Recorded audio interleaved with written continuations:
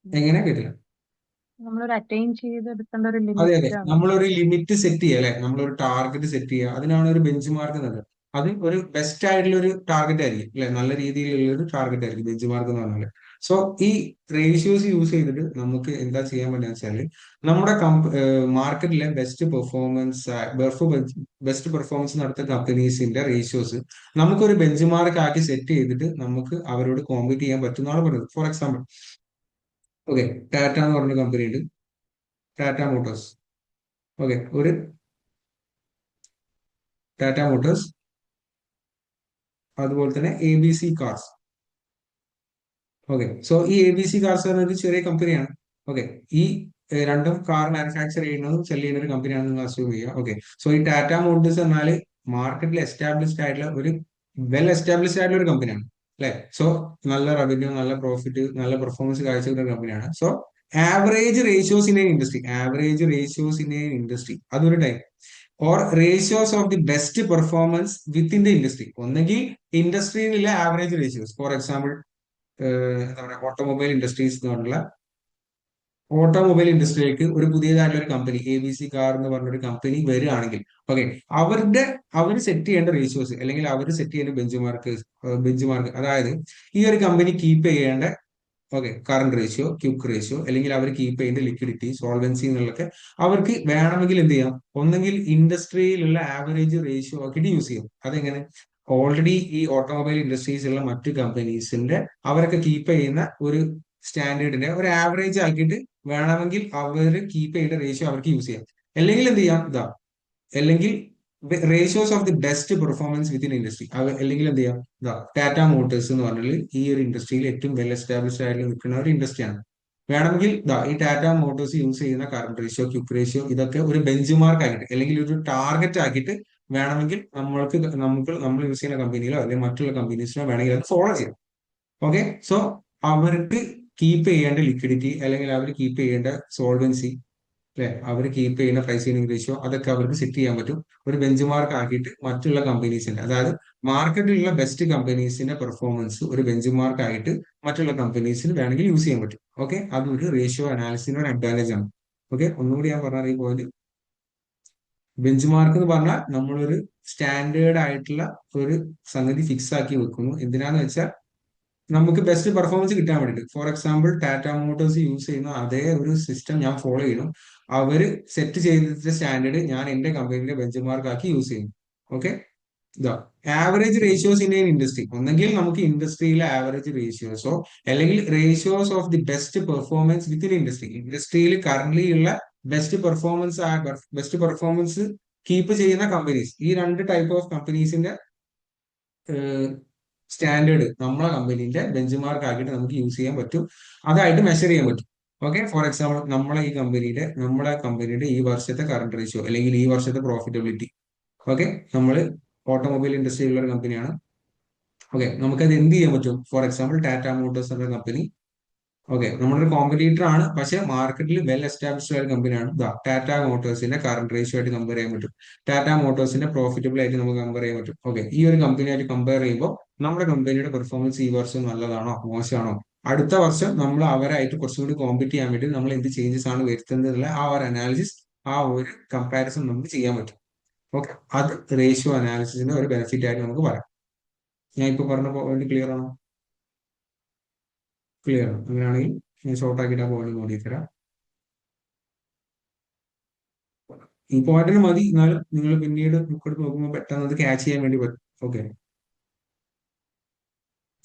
V can analyse is our company is doing better or worse than others. Okay, നമ്മുടെ കമ്പനിയുടെ performance മറ്റുള്ള കമ്പനീസിനായിട്ട് compare ചെയ്യാനും അത് വെച്ച് നമുക്ക് അനലൈസ് ചെയ്യാനും പറ്റും. ഓക്കെ, വേണമെങ്കിൽ നമുക്ക് ഇൻഡസ്ട്രിയിലുള്ള ഇൻഡസ്ട്രിയിലുള്ള ആവറേജ് റേഷ്യോസ് ആയിട്ട് കമ്പയർ ചെയ്യാം. ഓക്കെ, ഫോർ എക്സാമ്പിൾ, ഞാൻ ടെക് ഇൻഡസ്ട്രിയിലുള്ള ഒരു കമ്പനിയാണ്, ഞാൻ ഒരു പുതിയൊരു കമ്പനിയാണ്.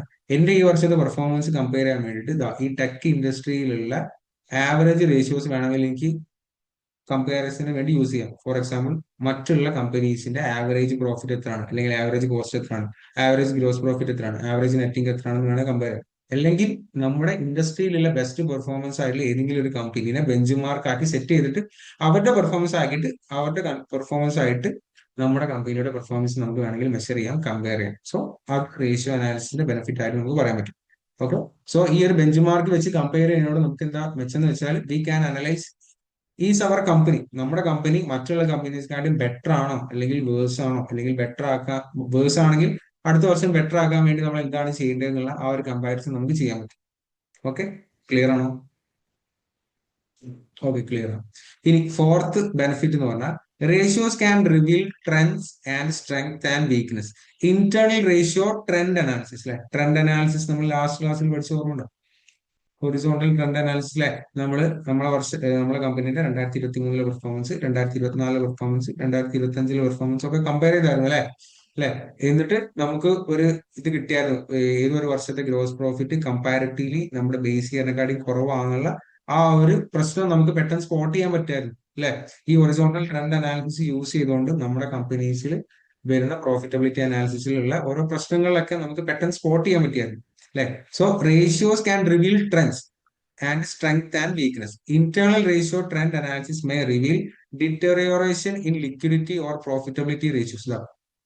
ഡിറ്ററിയോറേഷൻ എന്ന് പറഞ്ഞിട്ടുണ്ടെങ്കിൽ ഫോൾ ചെയ്യാം അല്ലെങ്കിൽ തകരാന്നാണ് അതിന്റെ അർത്ഥം. ഓക്കെ, സോ നമ്മുടെ കമ്പനിയുടെ റേഷ്യോസ് യൂസ് ചെയ്തിട്ട് നമ്മുടെ ലിക്വിഡിറ്റിയിലോ പ്രോഫിറ്റബിലിറ്റിയിലോ എന്തെങ്കിലും പ്രശ്നങ്ങളുണ്ടോ അല്ലെങ്കിൽ എന്തെങ്കിലും തകർച്ച സംഭവിക്കുന്നുണ്ടോ എന്ന് നമുക്ക് എന്ത് ചെയ്യാൻ പറ്റും, പെട്ടെന്ന് മനസ്സിലാക്കാൻ പറ്റും. നമ്മുടെ പ്രോഫിറ്റബിലിറ്റിയിലെ ട്രെൻഡ് എന്താണ്, കഴിഞ്ഞ വർഷത്തേക്ക് കമ്പയർ ചെയ്യുമ്പോൾ നമ്മുടെ പ്രോഫിറ്റ് കൂടിയിട്ടുണ്ടോ കുറഞ്ഞിട്ടുണ്ടോ, ആ ഒരു അനാലിസിസ് നമുക്ക് റേഷ്യോ അനാലിസിസ് യൂസ് ചെയ്ത് പെട്ടെന്ന് കണ്ടുപിടിക്കാൻ പറ്റും.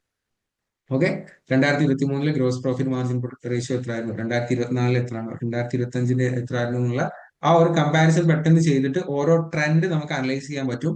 എന്നിട്ട് signalling future problems that may avoid by timely action. എന്തെങ്കിലും പ്രോബ്ലംസിലൂടെ നമ്മൾ ഫേസ് ചെയ്ത് പോവുകയാണെങ്കിൽ അതിന് വേണ്ട ടൈംലി ആക്ഷൻസ് എടുത്തിട്ട് ആ ഒരു പ്രശ്നത്തിന് നമുക്ക് കറക്റ്റ് ചെയ്യാൻ വേണ്ടിയിട്ട് കൂടി പറ്റും. എന്ത് യൂസ് ചെയ്തിട്ട്, റേഷ്യോ അനാലിസിസ് യൂസ് ചെയ്തിട്ട്. സോ ഈ ലാസ്റ്റ് പോയിന്റ് ഞാൻ ഒന്നും കൂടി പറയാം. നമുക്ക് ഈ റേഷ്യോസ് യൂസ് ചെയ്തിട്ട് ഈ ഒരു കമ്പാരിസൺ നടത്തുന്നതുകൊണ്ട് നമുക്കുള്ള ഒരു ബെനിഫിറ്റ് എന്ന് പറഞ്ഞാൽ,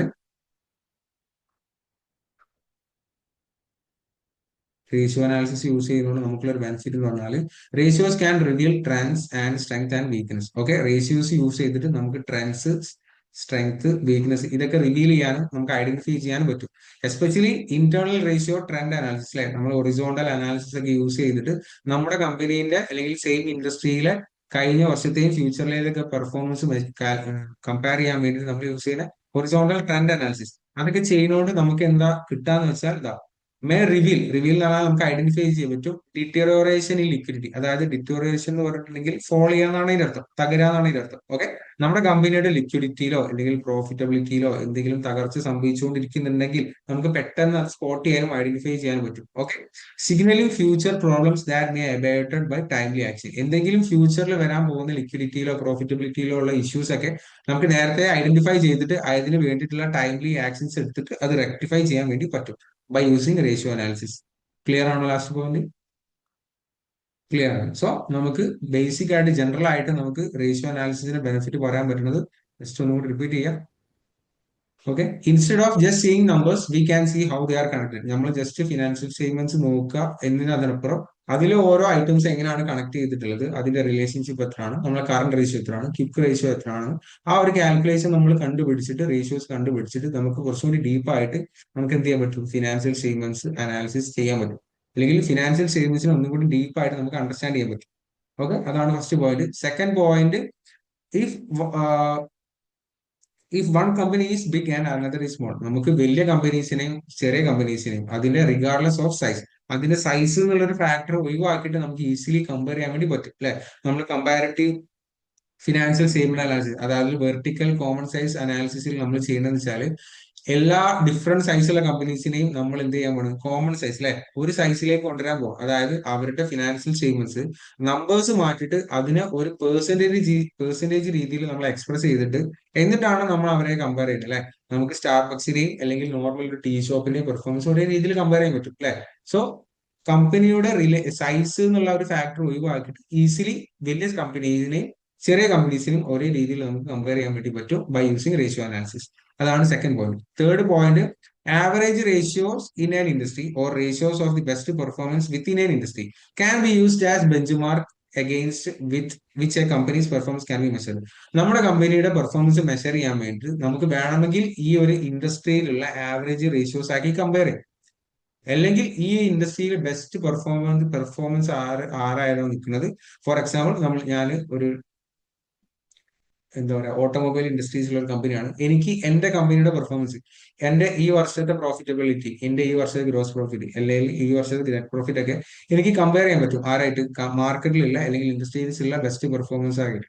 ബെസ്റ്റ് പെർഫോമൻസ് ഞാൻ പറഞ്ഞത് ഫോർ എക്സാമ്പിൾ ടാറ്റ മോട്ടോഴ്സ്, അത് വെൽ എസ്റ്റാബ്ലിഷ്ഡ് ആയിട്ടുള്ള കമ്പനിയാണ്. അവരുടെ പെർഫോമൻസും എന്റെ പെർഫോമൻസ് ആയിട്ട് എനിക്ക് കമ്പയർ ചെയ്യാൻ പറ്റും. എന്നിട്ട് ഈ ആവറേജ് റേഷ്യോസ് ഇൻ ഇൻഡസ്ട്രി അല്ലെങ്കിൽ ബെസ്റ്റ് പെർഫോമൻസ് ഇൻ ഇൻഡസ്ട്രി, ഇവരുടെ ഒക്കെ പെർഫോമൻസ് ഒരു ബെഞ്ച് മാർക്ക് ആക്കിയിട്ട് സെറ്റ് ചെയ്തിട്ട്, അതായത് ഒരു ടാർഗറ്റ് ആയിട്ട് സെറ്റ് ചെയ്തിട്ട് അവരുടെ പെർഫോമൻസും നമ്മളെ പെർഫോമൻസും നമുക്ക് ഈസിലി കമ്പയർ ചെയ്യാൻ പറ്റും. അതിന് വേണ്ട ആക്ഷൻസ് എടുക്കാൻ പറ്റും. Okay. Last point, ratios can reveal trends and strength and weakness. നമ്മൾ ഈ റേഷ്യോ അനാലിസിസ് നടത്തുന്നതുകൊണ്ട് നമുക്ക് എന്താ ഒരു മെച്ചം എന്ന് വെച്ചിട്ടുണ്ടെങ്കിൽ, നമുക്ക് ഒരുപാട് ട്രെൻഡ്സും സ്ട്രെങ്ത്തും, നമ്മുടെ സ്ട്രെങ്ത് എന്താണ്, നമ്മുടെ ഈ ഒരു ട്രെൻഡ് എന്താണ്, നമ്മുടെ വീക്ക്നെസ് എന്തെങ്കിലും ഉണ്ടോ, അതൊക്കെ നമുക്ക് പെട്ടെന്ന് സ്പോട്ട് ചെയ്യാൻ പറ്റും. അല്ലെ? ഇതാ internal ratio trend analysis, especially നമ്മൾ നടത്തുന്ന ഹൊറിസോണ്ടൽ ട്രെൻഡ് അനാലിസിസിൽ നമ്മുടെ ലിക്വിഡിറ്റിയിൽ എന്തെങ്കിലും ഇഷ്യൂ ഉണ്ടോ അല്ലെങ്കിൽ പ്രോഫിറ്റബിലിറ്റിയിൽ എന്തെങ്കിലും ഇഷ്യൂ ഉണ്ടോ, ഇതൊക്കെ തകരുന്നുണ്ടോ എന്നുള്ള ആ ഒരു ട്രെൻഡ് നമുക്ക് പെട്ടെന്ന് സ്പോട്ട് ചെയ്തിട്ട് അതിന് വേണ്ടിയിട്ടുള്ള ടൈംലി ആക്ഷൻസ് എടുത്തിട്ട് ആ ഒരു പ്രോബ്ലത്തിന് നമുക്ക് റെക്ടിഫൈ ചെയ്യാൻ പറ്റും. ഓക്കെ. സോ ഇതൊക്കെയാണ് ബേസിക് ആയിട്ട് നമ്മുടെ റേഷ്യോ അനാലിസിസിന്റെ ഒരു ബെനിഫിറ്റ് ആയിട്ട് നമുക്ക് പറയാൻ പറ്റും. ഓക്കെ. റേഷ്യോ അനാലിസിസിന്റെ ബെനിഫിറ്റ് മേ ബി നിങ്ങൾക്ക് 4 ഓപ്ഷൻസ് തന്നിട്ട് ഇതിൽ ഏതാണ് റേഷ്യോ അനാലിസിസിന്റെ ബെനിഫിറ്റ്, അല്ലെങ്കിൽ ഇതിൽ ഏതാണ് റേഷ്യോ അനാലിസിസിന് ബെനിഫിറ്റ് അല്ലാത്തത്, ആ രീതിയിൽ മേ ബി MCQ നിങ്ങൾക്ക് എക്സ്പെക്ട് ചെയ്യാം. അല്ലെങ്കിൽ നിങ്ങൾക്ക് എസ്സേയിൽ ചോദിക്കാം, define two benefits of ratio analysis ചോദിച്ചാൽ നിങ്ങൾക്ക് 2 പോയിന്റ് എഴുതാൻ പറ്റും. ഓക്കെ. 2 പോയിന്റ് മാക്സിമം SA ക്വസ്റ്റ്യൻസിൽ നമുക്ക് ഏതെങ്കിലും ക്വസ്റ്റ്യൻ എക്സ്പെക്ട് ചെയ്യാം എന്നുണ്ടെങ്കിൽ അതിന് പഠിക്കുന്നുള്ളൂ.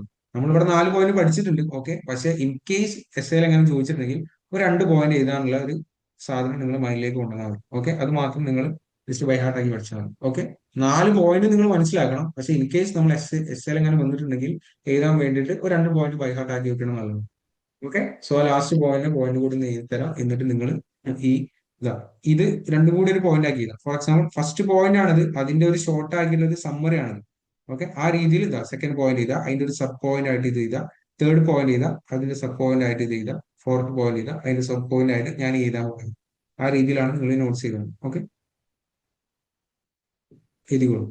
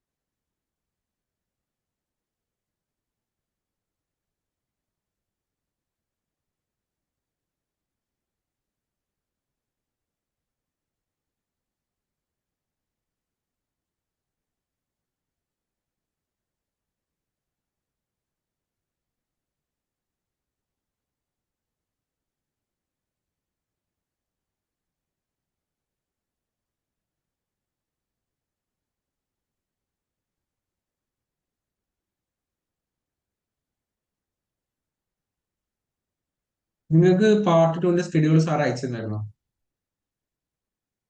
ഓക്കെ, ഞാൻ ക്രിയേറ്റ് ചെയ്തിട്ടുണ്ട്, ഞാൻ നിങ്ങൾക്ക് കാണിച്ചു തരാം. ഓക്കെ, നിങ്ങൾ എക്സാം എഴുതാൻ പറ്റും സെപ്റ്റംബർ ഒക്ടോബറിൽ, പക്ഷെ നിങ്ങൾ കുറച്ച് കാര്യങ്ങൾ ശ്രദ്ധിക്കണം. ഓവർ ലാഗ് വരാൻ പറ്റില്ല, കറക്റ്റ് സ്കെഡ്യൂളാണ് ഞാൻ നിങ്ങൾക്ക് കാണിച്ചു തരുന്നത് കുറച്ച് കാര്യങ്ങൾ.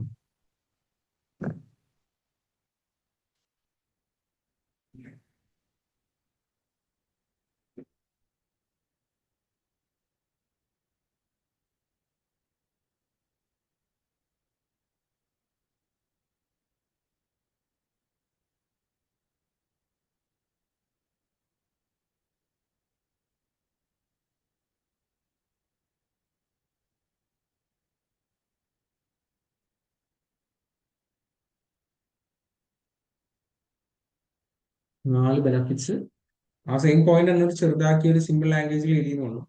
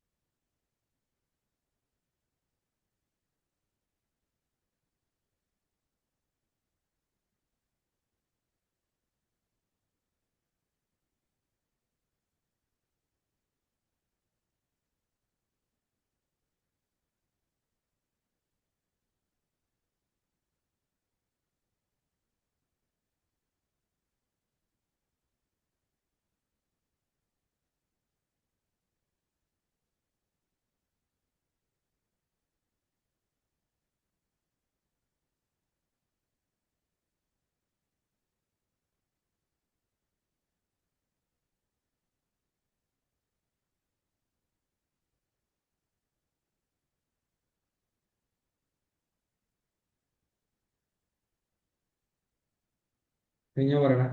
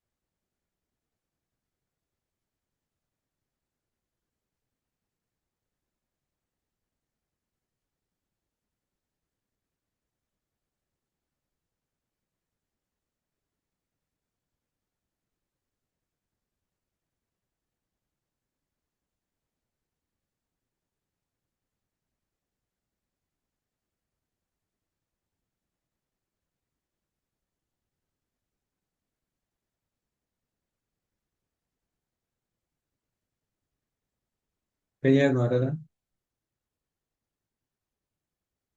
എഴുതിക്കോ എഴുതി.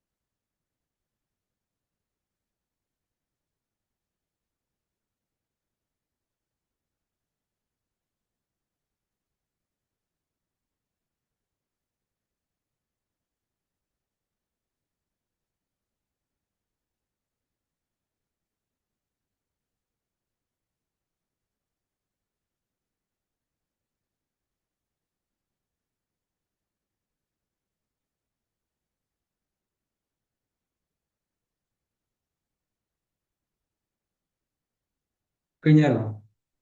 ഡൗട്ട് ഉണ്ട് ഏതെങ്കിലും പോയിന്റിൽ? എഴുതി എന്തെങ്കിലും? സർ അതിൽ ഏറ്റവും ലാസ്റ്റ് ലൈനിൽ while following ratios signal potential problem. Discourage. Signal എന്ന് പറഞ്ഞാൽ ഇൻഡിക്കേറ്റ്, കാണിച്ചു തരിക എന്നുള്ളത്.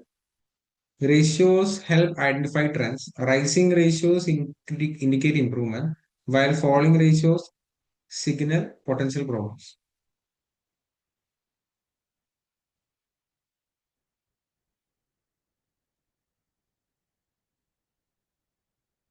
നമുക്ക് റേഷ്യോസ് ഇൻക്രീസ് ചെയ്യണതും ഡിക്രീസ് ചെയ്യണതൊക്കെ വെച്ചും കമ്പനീസിന്റെ ട്രെൻഡ്സ് അല്ലെങ്കിൽ കമ്പനീസിന് എന്തെങ്കിലും ഇഷ്യൂസ് ഫേസ് ചെയ്യാനുണ്ടോ അത് നമുക്ക് ഈസിലി ഐഡന്റിഫൈ ചെയ്യാൻ പറ്റും.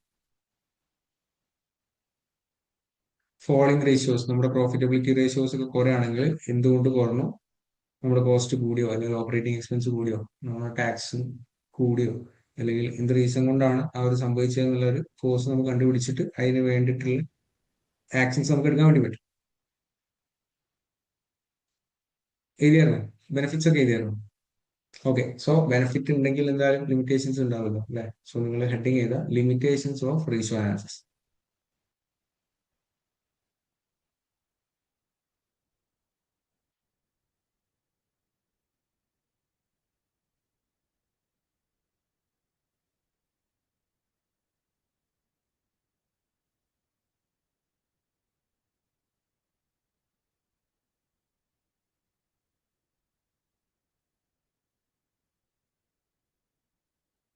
Okay, so limitations of ratio analysis ഒരു 6 പോയിന്റ്സ് ഉണ്ട്.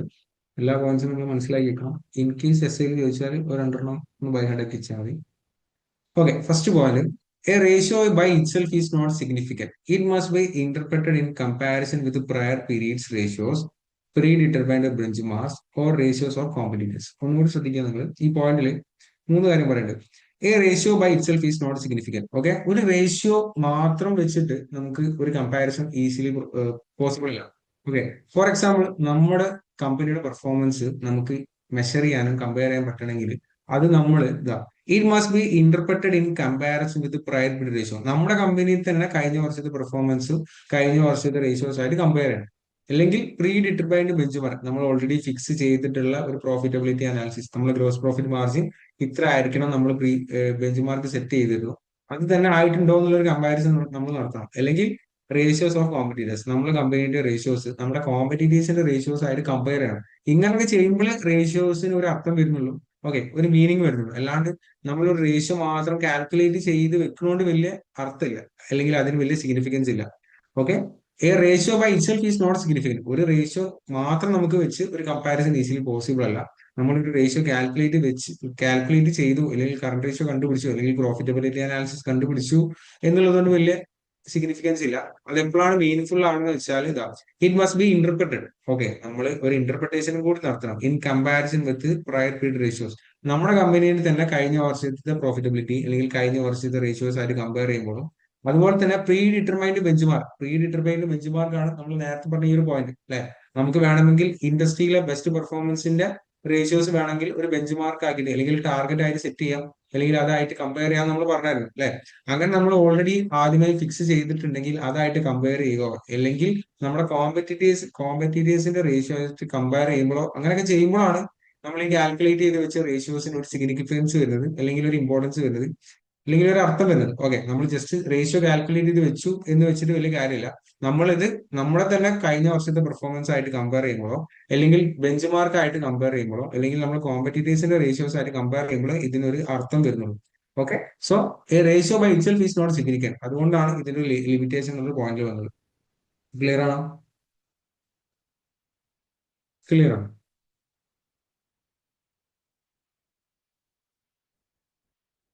സിമ്പിൾ പോയിന്റ് ചെയ്തരാം, സിമ്പിൾ ലാംഗ്വേജിൽ.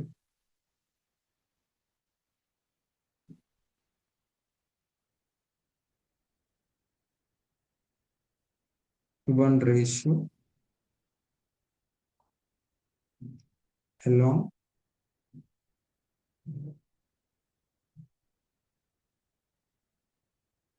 one ratio alone doesn't mean much. We must compare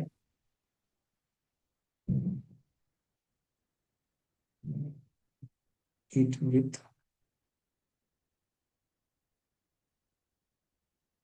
past years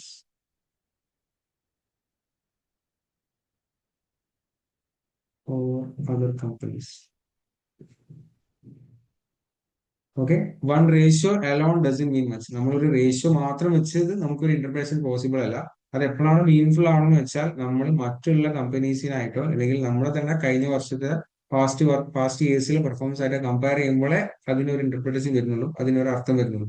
okay, so ഒരു റേഷ്യോ മാത്രം കാൽക്കുലേറ്റ് ചെയ്ത് വെച്ചു എന്തുകൊണ്ട് ആ ഒരു അനാലിസിസ് കംപ്ലീറ്റ് ആവുന്നില്ല. അതുകൊണ്ടാണ് ഈ ലിമിറ്റേഷൻ ഓഫ് റേഷ്യോ അനാലിസിസിൽ ഈ പോയിന്റ് വരാൻ കാരണം. ഓക്കെ, ഫസ്റ്റ് പോയിന്റ് ക്ലിയർ ആണോ? Okay. Second point, the ability to make use of ratios is dependent upon the analyst's ability to adjust the reported numbers before calculating the ratios and then to interpret the result. Okay.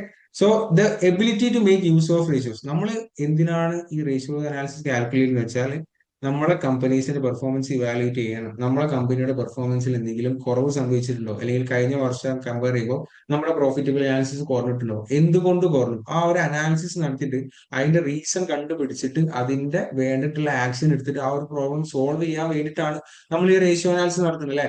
നമ്മളെ comparative financial statement അനാലിസിസിൽ, horizontal trend അനാലിസിസിൽ കഴിഞ്ഞ വർഷം 2024 നമ്മുടെ performance, 2025 performance, 2026 performance, ഇതൊക്കെ just നോക്കി വെച്ചാൽ മതി. എന്തിനാ നമ്മൾ കമ്പയർ ചെയ്യുന്നത്? എന്തെങ്കിലും ഇതിൽ നിന്ന് ഒരു കാരണം നമ്മൾ കണ്ടെത്തിയിട്ട്, എന്തെങ്കിലും ഒരു ഇഷ്യൂ കണ്ടെത്തിയിട്ട് നമ്മുടെ കമ്പനിക്ക് എന്തെങ്കിലും ലിക്വിഡിറ്റിന്റെ ഒരു പ്രോബ്ലം നമ്മൾ സ്പോട്ട് ചെയ്ത്, അല്ലെങ്കിൽ പ്രോഫിറ്റബിലിറ്റിയുടെ ഒരു പ്രോബ്ലം സ്പോട്ട് ചെയ്ത്, സോ അതിനെ നമ്മൾ ഇന്റർപ്രറ്റ് ചെയ്തിട്ട് എന്തുകൊണ്ട് ആ ഒരു ഇഷ്യൂ വന്നു, എന്തുകൊണ്ട് ആ ഒരു ഇഷ്യൂ അറൈസ് ആയി, എങ്ങനെ അതിനെ സോൾവ് ചെയ്യാന്നുള്ള ആ ഒരു സൊല്യൂഷൻ കണ്ടെത്തുമ്പോഴേ നമ്മൾ ഇതിനെ കൊണ്ട് ഒരു അർത്ഥമുള്ളൂ അല്ലെ.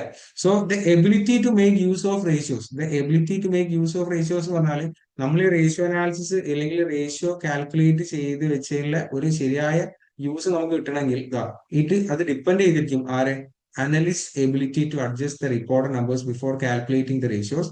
അതായത് ഇത് കാൽക്കുലേറ്റ് ചെയ്യുന്നതിന് മുന്നേ പ്രോപ്പർ ആയിട്ടുള്ള നമ്പേഴ്സ് യൂസ് ചെയ്തിട്ട് വേണം ഈ റേഷ്യോസ് കാൽക്കുലേറ്റ് ചെയ്യാൻ. And then to interpret the result. Okay, ഈ റേഷ്യോസ് ഇന്റർപ്രറ്റ് ചെയ്തിട്ട് അതിന്റെ ശരിയായ യൂസ് കിട്ടണമെങ്കിൽ അതിന്റെ ഫിനാൻഷ്യൽ അനലിസ്റ്റിന്റെ എബിലിറ്റി അനുസരിച്ചിരിക്കും. ഓക്കെ, സോ ബുദ്ധിവിവരിൽ ആരെങ്കിലും ചെയ്താലേ ഇത് ശരിയാവുള്ളൂ. അനലിസ്റ്റിന് ഉദ്ദേശിച്ചിട്ടുള്ളത് ഈ ഫിനാൻഷ്യൽ അനലിസ്റ്റ് ആണ്, ഈ റേഷ്യോ അനാലിസിസ് ചെയ്യുന്ന ഒരാൾ. ഓക്കെ, നമ്മൾ ഫിനാൻഷ്യൽ സ്റ്റേറ്റ്മെന്റ് നോക്കിയിട്ട് അതിന്റെ റേഷ്യോസ് യൂസ് ചെയ്ത് അത് ശരിയായ രീതിയിൽ ഇന്റർപ്രറ്റ് ചെയ്യുമ്പോഴേ ഇതിനെ കൊണ്ട് വലിയ യൂസ് ഉണ്ടാവുന്നത്. ഓക്കെ, ജസ്റ്റ് കാൽക്കുലേറ്റ് ചെയ്ത് വെച്ച് നമുക്ക് വലിയ കാര്യമൊന്നുമില്ല. നമ്മൾ ഓരോ വർഷത്തെ റേഷ്യോസ് യൂസ് ചെയ്തിട്ട് എന്തെങ്കിലും പ്രശ്നങ്ങൾ ഉണ്ടെങ്കിൽ അത് പരിഹരിക്കാൻ, എന്തെങ്കിലും ഇഷ്യൂസ് ഉണ്ടെങ്കിൽ അതിന്റെ കാരണം കണ്ടുപിടിച്ചിട്ട് അതിന് റെക്ടിഫൈ ചെയ്യാൻ വേണ്ടിയിട്ടാണ് നമ്മൾ ഈ റേഷ്യോ അനാലിസിസ് യൂസ് ചെയ്യുന്നത്. So the ability to make use of ratios is dependent upon the analyst ability to adjust the reported numbers before calculating ratios. Ratios calculate ചെയ്യേണ്ടതും അത് ഇന്റർപ്രറ്റ് ചെയ്യേണ്ടതും ഈ ഒരു അനലിസ്റ്റ് എന്ന ഒരാളാണ്. ഓക്കെ, ഫിനാൻഷ്യൽ അനലിസ്റ്റ് എന്നാണ് ഒരു ഇതിന് പറയാം. ഓക്കെ, റേഷ്യോ അനാലിസിസ് നടത്തുന്നതും ആ റേഷ്യോ അനാലിസിസ് യൂസ് ചെയ്തിട്ട് ഓരോ ഇന്റർപ്രിട്ടേഷൻ ചെയ്യുന്നതൊക്കെ ഇയാളാണ്. സോ അവരുടെ എന്ത് ചെയ്തിട്ടിരിക്കും, എബിലിറ്റി അനുസരിച്ചിരിക്കും നമുക്ക് ഈ റേഷ്യോസ് കിട്ടുന്നുള്ള ഒരു യൂസ് എന്ന് പറയുന്നത്. ഓക്കെ, ഇത് കറക്റ്റ് ആയിട്ടുള്ള നമ്പേഴ്സ് യൂസ് ചെയ്തിട്ട് റേഷ്യോസ് കാൽക്കുലേറ്റ് ചെയ്യുമ്പോഴും ആ കാൽക്കുലേറ്റ് ചെയ്ത റേഷ്യോസ് നല്ല രീതിയിൽ ശരിയായ രീതിയിൽ ഇന്റർപ്രറ്റ് ചെയ്യുമ്പോഴാണ് ഇതിനെ കൊണ്ടുള്ള ശരിയായ യൂസ് കിട്ടുന്നത്. അത് അനലിസ്റ്റിന്റെ എബിലിറ്റി അനുസരിച്ചിരിക്കും. ഓക്കെ, കറക്റ്റ് ആയിട്ടുള്ള ഒരാൾ പ്രോപ്പർ ആയിട്ടുള്ള വേരി ചെയ്യുമ്പോഴാണ് ഇതിന് ശരിയായ യൂസ് കിട്ടുന്നത്. ഓക്കെ, സോ അതുകൊണ്ട് ഇൻ കേസ് നല്ല രീതിയിൽ ഇത് ചെയ്തിട്ടില്ലെങ്കിൽ റേഷ്യോ അനാലിസിസിന് കറക്റ്റ് എന്ത് കിട്ടില്ല, യൂസ് കിട്ടില്ല. അതുകൊണ്ടാണ് ഈ ഒരു പോയിന്റ് റേഷ്യോ അനാലിസിസിന്റെ ലിമിറ്റേഷനിൽ വന്നത്. ക്ലിയർ ആണോ? ക്ലിയർ ആണ്. ആ പോയിന്റ് ഞാൻ ലാസ്റ്റ് ചെയ്ത് തരാം. സബ് പോയിന്റ്സ് അടുത്ത പോയിന്റിലേക്ക് പോവാം. Okay, financial statement analysis cannot give definite answers. It can point out where further investigation is warranted. Warranted എന്ന് പറഞ്ഞാൽ റിക്വയർഡ് എന്നാണ് അതിന്റെ അർത്ഥം. Okay, but it is a mistake to place too much importance on a simple analysis of financial statement numbers. എന്താ ഉദ്ദേശിക്കുന്നത് വെച്ചാൽ ഒന്നുകൂടി ആ പോയിന്റ് വായിക്കാം. Financial statement analysis cannot give definite answers. It can point out where further investigation is valid. നമ്മൾ ഈ financial statement analysis use ചെയ്തിട്ട് ratios use ചെയ്തിട്ട് നമുക്ക് എന്ത് കിട്ടില്ല, ഒരു ഡെഫിനിറ്റ് ആൻസർ, ഒരു കൺക്ലൂഷനിലേക്ക് നമുക്ക് എത്താൻ പറ്റില്ല. ഓക്കെ, നമുക്ക് കഴിഞ്ഞ വർഷത്തെ റേഷ്യോസും ഈ വർഷത്തെ റേഷ്യോസും ഒക്കെ കമ്പയർ ചെയ്യുമ്പോൾ നമുക്ക് എന്തെങ്കിലും ട്രെൻഡ്സ് ഐഡന്റിഫൈ ചെയ്യാനും എന്തെങ്കിലും പ്രോബ്ലംസ് സ്പോട്ട് ചെയ്യാനും മാത്രമേ നമുക്ക് ഈ ഫിനാൻഷ്യൽ സ്റ്റേറ്റ്മെന്റ് അനാലിസിസ് കൊണ്ട് പറ്റുള്ളൂ. ഓക്കെ, അത് എന്തുകൊണ്ട് അങ്ങനെ സംഭവിച്ചു, അത് എന്ത് റീസൺ കൊണ്ടാണ് ഈ ഒരു പ്രശ്നം വന്നത്. ഫോർ എക്സാമ്പിൾ, നമ്മളെ ലിക്വിഡിറ്റിയിൽ എന്തെങ്കിലും പ്രോബ്ലം നമ്മൾ കണ്ടുവരികയാണ്, അത് നമ്മൾ സ്പോട്ട് ചെയ്തു. അല്ലെങ്കിൽ നമ്മളെ പ്രോഫിറ്റബിലിറ്റി അനാലിസിസിൽ നമ്മൾ ഒരു പ്രശ്നം സ്പോട്ട് ചെയ്തു. ആ ഒരു ഐഡന്റിഫിക്കേഷൻ മാത്രമേ നമുക്ക് റേഷ്യോ അനാലിസിസ് കൊണ്ട് പറ്റുള്ളൂ. ഇറ്റ് ക്യാൻ പോയിന്റ് ഔട്ട് ഈ പോയിന്റ് ശ്രദ്ധിക്കുക. It can point out, it can എന്ന് പറഞ്ഞാൽ ഫിനാൻഷ്യൽ സ്റ്റേറ്റ്മെന്റ് കൊണ്ട് it can point out where further investigation is valid. എന്തെങ്കിലും ഒരു ഇഷ്യൂ നമ്മൾ കണ്ടുപിടിക്കപ്പെട്ടാൽ ആ ഇഷ്യൂവിന് വേണ്ടിയിട്ട് നമ്മളൊരു ഫോളോ അപ്പ് നടത്തണം, അല്ലെങ്കിൽ നമ്മളൊരു റെക്ടിഫിക്കേഷൻ ആവശ്യമുണ്ട് എന്നുള്ള ആ ഒരു ജസ്റ്റ് ഇൻഫോർമേഷൻ മാത്രമേ നമുക്ക് ഫിനാൻഷ്യൽ സ്റ്റേറ്റ്മെന്റ് അനാലിസിസിലൂടെ കിട്ടുള്ളൂ.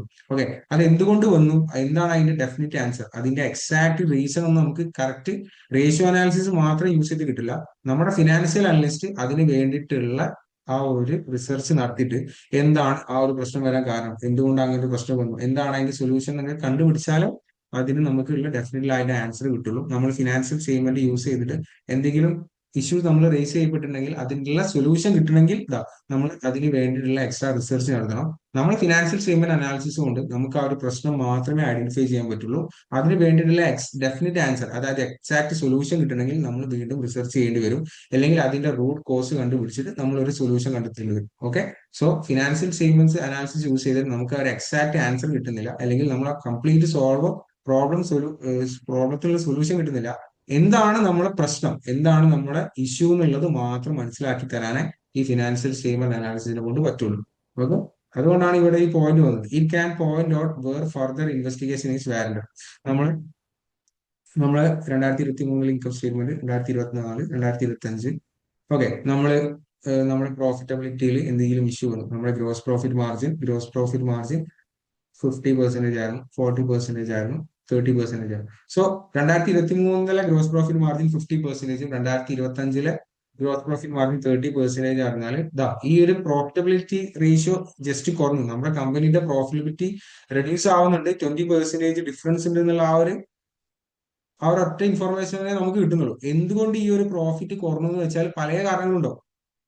ഓക്കെ, പ്രോഫിറ്റ് കുറയാനും നമ്മളെ റവന്യൂ കുറയാം, അല്ലെ, അല്ലെങ്കിൽ കോസ്റ്റ് ഓഫ് ഗുഡ്സ് സോൾഡ് കൂടാം, അല്ലെങ്കിൽ നമ്മുടെ ഓപ്പറേറ്റിംഗ് എക്സ്പെൻസ് കൂടാം, അല്ലെങ്കിൽ നമ്മൾ അടച്ച ഇൻട്രസ്റ്റ് കൂടാം, അല്ലെങ്കിൽ ടാക്സ് കൂടാം, അല്ലെ, അങ്ങനെ പല റീസൺസ് ഉണ്ട്. സോ അതിന്റെ എക്സാക്ട് ഡെഫിനിറ്റ് ആൻസർ, നമ്മുടെ ഈ ഒരു പ്രശ്നത്തിന്റെ ഗ്രോസ് പ്രോഫിറ്റ് കുറയാന്നുള്ള അല്ലെങ്കിൽ നെറ്റ് ഇൻകം കുറയാന്നുള്ള ആ ഒരു പ്രശ്നത്തിന്റെ എക്സാക്ട് ആൻസർ കിട്ടണമെങ്കിൽ നമ്മൾ വീണ്ടും റിസർച്ച് ചെയ്യണം. Okay, so financial statement analysis കൊണ്ട് നമുക്ക് എന്താണ് ആ ഒരു പ്രശ്നം എന്ന് മാത്രമേ ഐഡന്റിഫൈ ചെയ്യാൻ പറ്റുന്നുള്ളൂ. Okay, it can point out where further investigation is valid. നമ്മൾ ആ ഒരു പ്രശ്നം കണ്ടുപിടിച്ചു കഴിഞ്ഞാൽ വീണ്ടും നമ്മൾ ഫർദർ ഇൻവെസ്റ്റിഗേഷൻ ചെയ്യുമ്പോഴേ നമുക്ക് അടുത്ത ആൻസർ കിട്ടുന്നുള്ളൂ, അല്ലെങ്കിൽ ആ ഒരു പ്രശ്നത്തിന്റെ എക്സാക്ട് ആൻസർ കിട്ടുന്നുള്ളൂ. ഓക്കെ, ഇവിടെ ഗ്രോസ് പ്രോഫിറ്റ് കുറഞ്ഞു അല്ലെങ്കിൽ നെറ്റ് പ്രോഫിറ്റ് കുറഞ്ഞു കുറഞ്ഞു എന്നല്ല, അതിന്റെ ഇൻവെസ്റ്റിഗേഷൻ ചെയ്തിട്ട് എന്തുകൊണ്ട് ഈ ഒരു സിറ്റുവേഷൻ ഇവിടെ വന്നു, അതായത് എന്തുകൊണ്ട് നമ്മൾ പ്രോഫിറ്റ് കുറഞ്ഞു, എന്തുകൊണ്ട് നമ്മൾ നെറ്റ് പ്രോഫിറ്റ് കുറഞ്ഞു എന്ന് വെച്ചാൽ പല റീസൺസ് ഉണ്ടാവും. സെയിൽസ് കൂടുക, കോസ്റ്റ് കൂടുക, ഇൻട്രസ്റ്റ് കൂടുക, ടാക്സ് കൂടുക, അല്ലെങ്കിൽ പ്രിഫേർഡ് ഡിവിഡന്റ് കൂടുക, അങ്ങനത്തെ പല ഇഷ്യൂസ് കൊണ്ടാണ് നമ്മൾ നെറ്റ് പ്രോഫിറ്റ് കുറഞ്ഞത്. സോ അതിന്റെ എക്സാക്ട് ആൻസർ കിട്ടണമെങ്കിൽ നമ്മൾ ഫർദർ ഇൻവെസ്റ്റിഗേഷൻ ചെയ്യേണ്ടി വരും.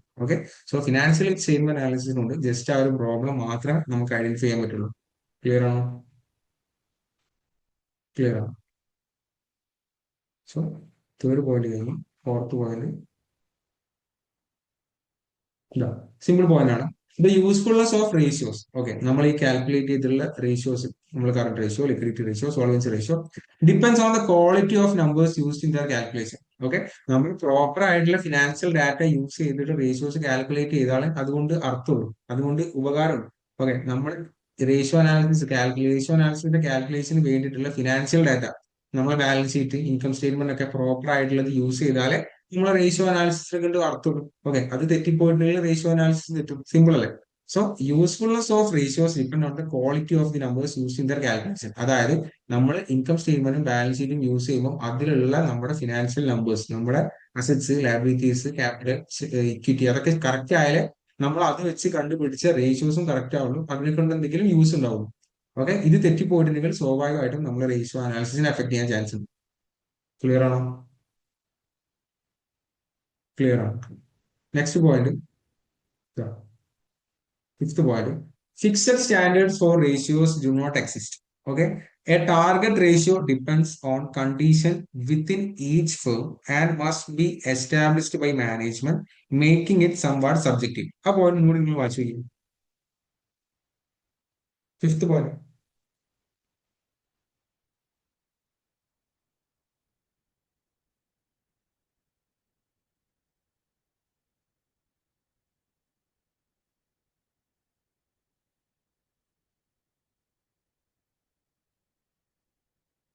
അതിലെ ഈ പോയിന്റിലെ ഫസ്റ്റ് പോയിന്റ് എന്ന് പറയുന്നത് fixed standard for ratios do not exist എന്ന് പറഞ്ഞത്. അങ്ങനെയാണോ ശരിക്കും? ശരിക്കും അങ്ങനെയാണോ? നമ്മള് കറണ്ട് റേഷ്യോന്റെ സ്റ്റാൻഡേർഡ് പഠിച്ചിട്ടില്ലേ? 2. അപ്പൊ അതൊരു ഫിക്സഡ് സ്റ്റാൻഡേർഡ് അല്ലേ? അല്ലേ? അപ്പോ fixed standard for ratios do not exist എന്നാണ് ഈ പോയിന്റ് പറഞ്ഞത്. അപ്പൊ എന്താ സംഭവം എന്ന് വെച്ചാൽ നമ്മൾ പഠിച്ചിട്ടുണ്ട് കറണ്ട് റേഷ്യോന്റെ സ്റ്റാൻഡേർഡ് 2 ആണ് അല്ലെ? അതായത് എത്രയാണോ നമ്മളെ കറണ്ട് ലയബിലിറ്റീസ് അതിന്റെ ഒരു 2 ടൈംസ് എങ്കിലും നമ്മളെ കറണ്ട് അസറ്റ്സ് ഉണ്ടായിരിക്കാം, എന്നാലേ നമുക്ക് ലിക്വിഡിറ്റിന്റെ ഒരു പ്രോബ്ലം ഇല്ലാണ്ട് നമ്മുടെ സ്മൂത്ത് ആയിട്ട് ഓപ്പറേഷൻസ് പോകാൻ പറ്റുള്ളൂ അല്ലെ? ഇനി ആ പോയിന്റിലേക്ക് വരുമ്പോൾ fixed standards for ratios do not exist. A target ratio, ഈ ടാർഗറ്റ് റേഷ്യോ എന്ന് പറഞ്ഞാൽ ഈ ഫിക്സഡ് സ്റ്റാൻഡേർഡിനാണ് ഉദ്ദേശിച്ചത്. ടാർഗറ്റ് റേഷ്യോ എന്ന് പറഞ്ഞാൽ കറണ്ട് റേഷ്യോ 2 എന്ന് പറഞ്ഞാൽ ഒരു ടാർഗറ്റാണ്, കറണ്ട് റേഷ്യോ 3 എന്ന് പറഞ്ഞാൽ മറ്റൊരു ടാർഗറ്റാണ്.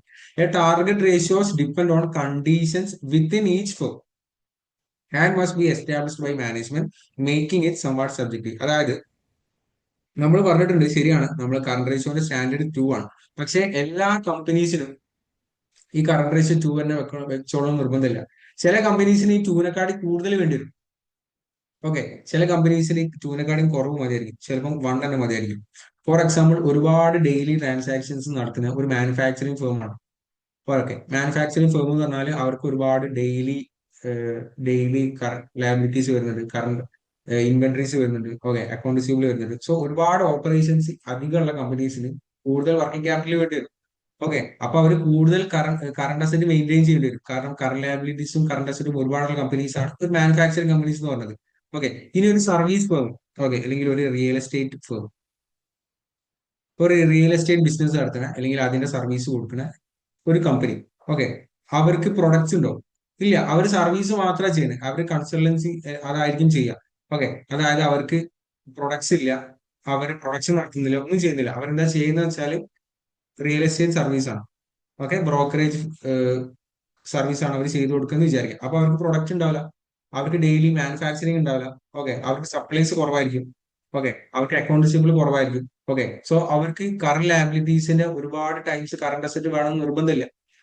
ഓക്കെ, ഇനി വേറൊരു കേസ്, വലിയ മാനുഫാക്ചറിങ് ഫേം ആണ്, ഒരുപാട് കറണ്ട് അസറ്റ്സും കറണ്ട് ലയബിലിറ്റീസും ഡെയിലി ഒരുപാട് സപ്ലൈസിന് ഒരുപാട് കസ്റ്റമേഴ്സിന് ഹാൻഡിൽ ചെയ്യുന്ന കമ്പനീസ് ആണെങ്കിൽ മേ ബി കറണ്ട് റേഷ്യോ 3 വേണ്ടി വരും.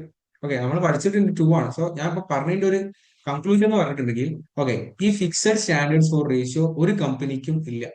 ഓക്കെ, ഈ കമ്പനിക്ക് ഇത്ര കറണ്ട് റേഷ്യോ വേണം, അല്ലെങ്കിൽ ഈ കമ്പനിക്ക് ഇത്ര ഡെപ്റ്റ് ഇക്വിറ്റി റേഷ്യോ എന്ന് പറയാൻ നമുക്ക് ഒരിക്കലും പറ്റില്ല. പക്ഷേ കറണ്ട് റേഷ്യോന്റെ കാര്യത്തിലൊക്കെ നമ്മൾ ചില കേസുകൾ നമ്മൾ പഠിച്ചിട്ടുണ്ട്, ഒരു ആവറേജ് സ്റ്റാൻഡേർഡ് എന്ന് പറഞ്ഞാൽ 2 ആണ്. പക്ഷേ എല്ലാ കമ്പനീസിനും ഇത് ആപ്ലിക്കബിൾ ആവണമെന്നില്ല. ഓക്കെ, എല്ലാ കമ്പനീസും ഈ ഒരു കറണ്ട് റേഷ്യോ ഫോളോ ചെയ്തോളുന്നില്ല. അതിനേക്കാളും കൂടുതൽ വേണ്ട കമ്പനീസ് ഉണ്ടാവാം. ഓക്കെ, അതിനേക്കാളും കുറച്ച് കറണ്ട് റേഷ്യോ മതി എന്നുള്ള കമ്പനീസ് ഉണ്ടാവാം. അതൊക്കെ ഡിപ്പെൻഡ് ചെയ്യണത് ഓരോ കമ്പനീന്റെ സിറ്റുവേഷൻ അനുസരിച്ചിട്ടാണ്. അവരെന്ത് ബിസിനസ് ആണ് ചെയ്യുന്നത്, അവരെന്ത് ടൈപ്പ് ഓഫ് ബിസിനസ് ആണ് ചെയ്യുന്നത് അനുസരിച്ചിരിക്കും അവർക്ക് എത്രത്തോളം ഇൻവെന്ററി ഉണ്ട്, അവർക്ക് എത്രത്തോളം അക്കൗണ്ട്സ് പേബിൾ ഉണ്ട്, അതൊക്കെ അവർക്ക് എത്രത്തോളം വർക്കിംഗ് ക്യാപിറ്റൽ ആവശ്യമുണ്ട്. അതൊക്കെ ഡിപ്പെൻഡ് ചെയ്തിട്ടിരിക്കും ഓരോ കമ്പനിയും ഫോളോ ചെയ്യേണ്ട fixed standard for ratios. Okay, അല്ലാണ്ട് എല്ലാ കമ്പനീസിനും ഇത്ര കറണ്ട് റേഷ്യോ മതി, എല്ലാ കമ്പനീസിനും ഇത്ര നെറ്റ്വർക്ക് ക്യാപിറ്റൽ റേഷ്യോ മതി നമുക്ക് ഒരിക്കലും പറയാൻ പറ്റില്ല. Okay, so fixed standards for ratio do not exist. നമുക്ക് എല്ലാ കമ്പനീസിനും ഫോളോ ചെയ്യാൻ പറ്റുന്ന റേഷ്യോസ് എന്ന് പറഞ്ഞിട്ടുള്ള ആ ഒരു ഫിക്സഡ് സ്റ്റാൻഡേർഡ് ഫോർ റേഷ്യോ ഒരിക്കലും ഇല്ല. ഓക്കെ, പിന്നെ ഓരോ കമ്പനീസിനും ഫോളോ ചെയ്യേണ്ട ടാർഗറ്റ് റേഷ്യോ, ഓക്കെ, ഓരോ കമ്പനീസും ഫോളോ ചെയ്യേണ്ട കറണ്ട് റേഷ്യോ, ക്വിക്ക് റേഷ്യോ, അതൊക്കെ എന്ത് ഡിപ്പെൻഡ് ചെയ്തിരിക്കുക? Depends on conditions within each firm. ഓരോ കമ്പനീന്റെ കണ്ടീഷൻ എന്താണ്, അവർ എന്ത് ബിസിനസ് ആണ് ചെയ്യുന്നത്, അവർക്ക് എത്രത്തോളം വർക്കിംഗ് ക്യാപിറ്റൽ ആവശ്യമുണ്ട്, അവർക്ക് എത്രത്തോളം ലിക്വിഡിറ്റി ആവശ്യമുണ്ട്. ഓക്കെ, അതൊക്കെ ബേസ് ചെയ്തിട്ടിരിക്കും ഓരോ കമ്പനീസിനും കീപ്പ് ചെയ്യേണ്ട ഒരു ആവറേജ് റേഷ്യോ എന്ന് പറയുന്നത്. അല്ലാണ്ട് ഒരിക്കലും ഫിക്സഡ് ആയിട്ടുള്ള സ്റ്റാൻഡേർഡ് റേഷ്യോസിന് ഒരിക്കലും ഇല്ല. ഓക്കെ, ഓരോ കമ്പനീസും അത് തീരുമാനിക്കണം. ഓരോ കമ്പനീസിന്റെ മാനേജ്മെന്റ് ആണ് തീരുമാനിക്കുന്നത്. Must be established by management making it somewhat subjective. Okay, management decide ചെയ്യണ പോലെ ആയിരിക്കണം ഓരോ കമ്പനീസ് ഫോളോ ചെയ്യേണ്ട റേഷ്യോസ്. ഓക്കെ, നമ്മുടെ കമ്പനിയുടെ മാനേജ്മെന്റിനെ അറിയാം നമ്മുടെ എന്താണ് നമ്മുടെ ഓപ്പറേഷൻസ്, നമുക്ക് എത്രത്തോളം ലിക്വിഡിറ്റി ആവശ്യമുണ്ട്, നമുക്ക് എത്രത്തോളം കറണ്ട് ലാബിലിറ്റീസ് ഉണ്ട്, കറണ്ട് അസറ്റ്, അതൊക്കെ ബേസ് ചെയ്തിട്ട് നമ്മുടെ ആവറേജ് കീപ്പ് ചെയ്യേണ്ട കറണ്ട് റേഷ്യോ എത്രയാണെന്ന് കമ്പനി ഡിസൈഡ് ചെയ്യണം. ഓക്കെ, ഓരോ കമ്പനീസും സെപ്പറേറ്റ് ഡിസൈഡ് ചെയ്തിട്ട് തീരുമാനിച്ചിട്ട് ഫോളോ ചെയ്യേണ്ട ഇതാണ് നമ്മളുടെ ടാർഗറ്റ് റേഷ്യോ എന്ന് പറയുന്നത്. അല്ലാണ്ട് നമുക്ക് ഒരിക്കലും എല്ലാ കമ്പനീസും ഈ റേഷ്യോ തന്നെ ഫോളോ ചെയ്തിരുന്നു നമുക്ക് ഒരിക്കലും പറയാൻ പറ്റില്ല. ഓക്കെ, ഓരോ കമ്പനീസും ഫോളോ ചെയ്യേണ്ട റേഷ്യോസ് അല്ലെങ്കിൽ കീപ്പ് ചെയ്യേണ്ട കറണ്ട് റേഷ്യോ, ക്വിക്ക് റേഷ്യോ ഒക്കെ ഓരോ കമ്പനീസിന്റെ സിറ്റുവേഷൻ അനുസരിച്ച് മാറിക്കൊണ്ടിരിക്കും. നമുക്ക് ഒരിക്കലും ഒരു ഫിക്സഡ് സ്റ്റാൻഡേർഡ് സെറ്റ് ചെയ്യാൻ പറ്റില്ല. ക്ലിയർ ആണോ?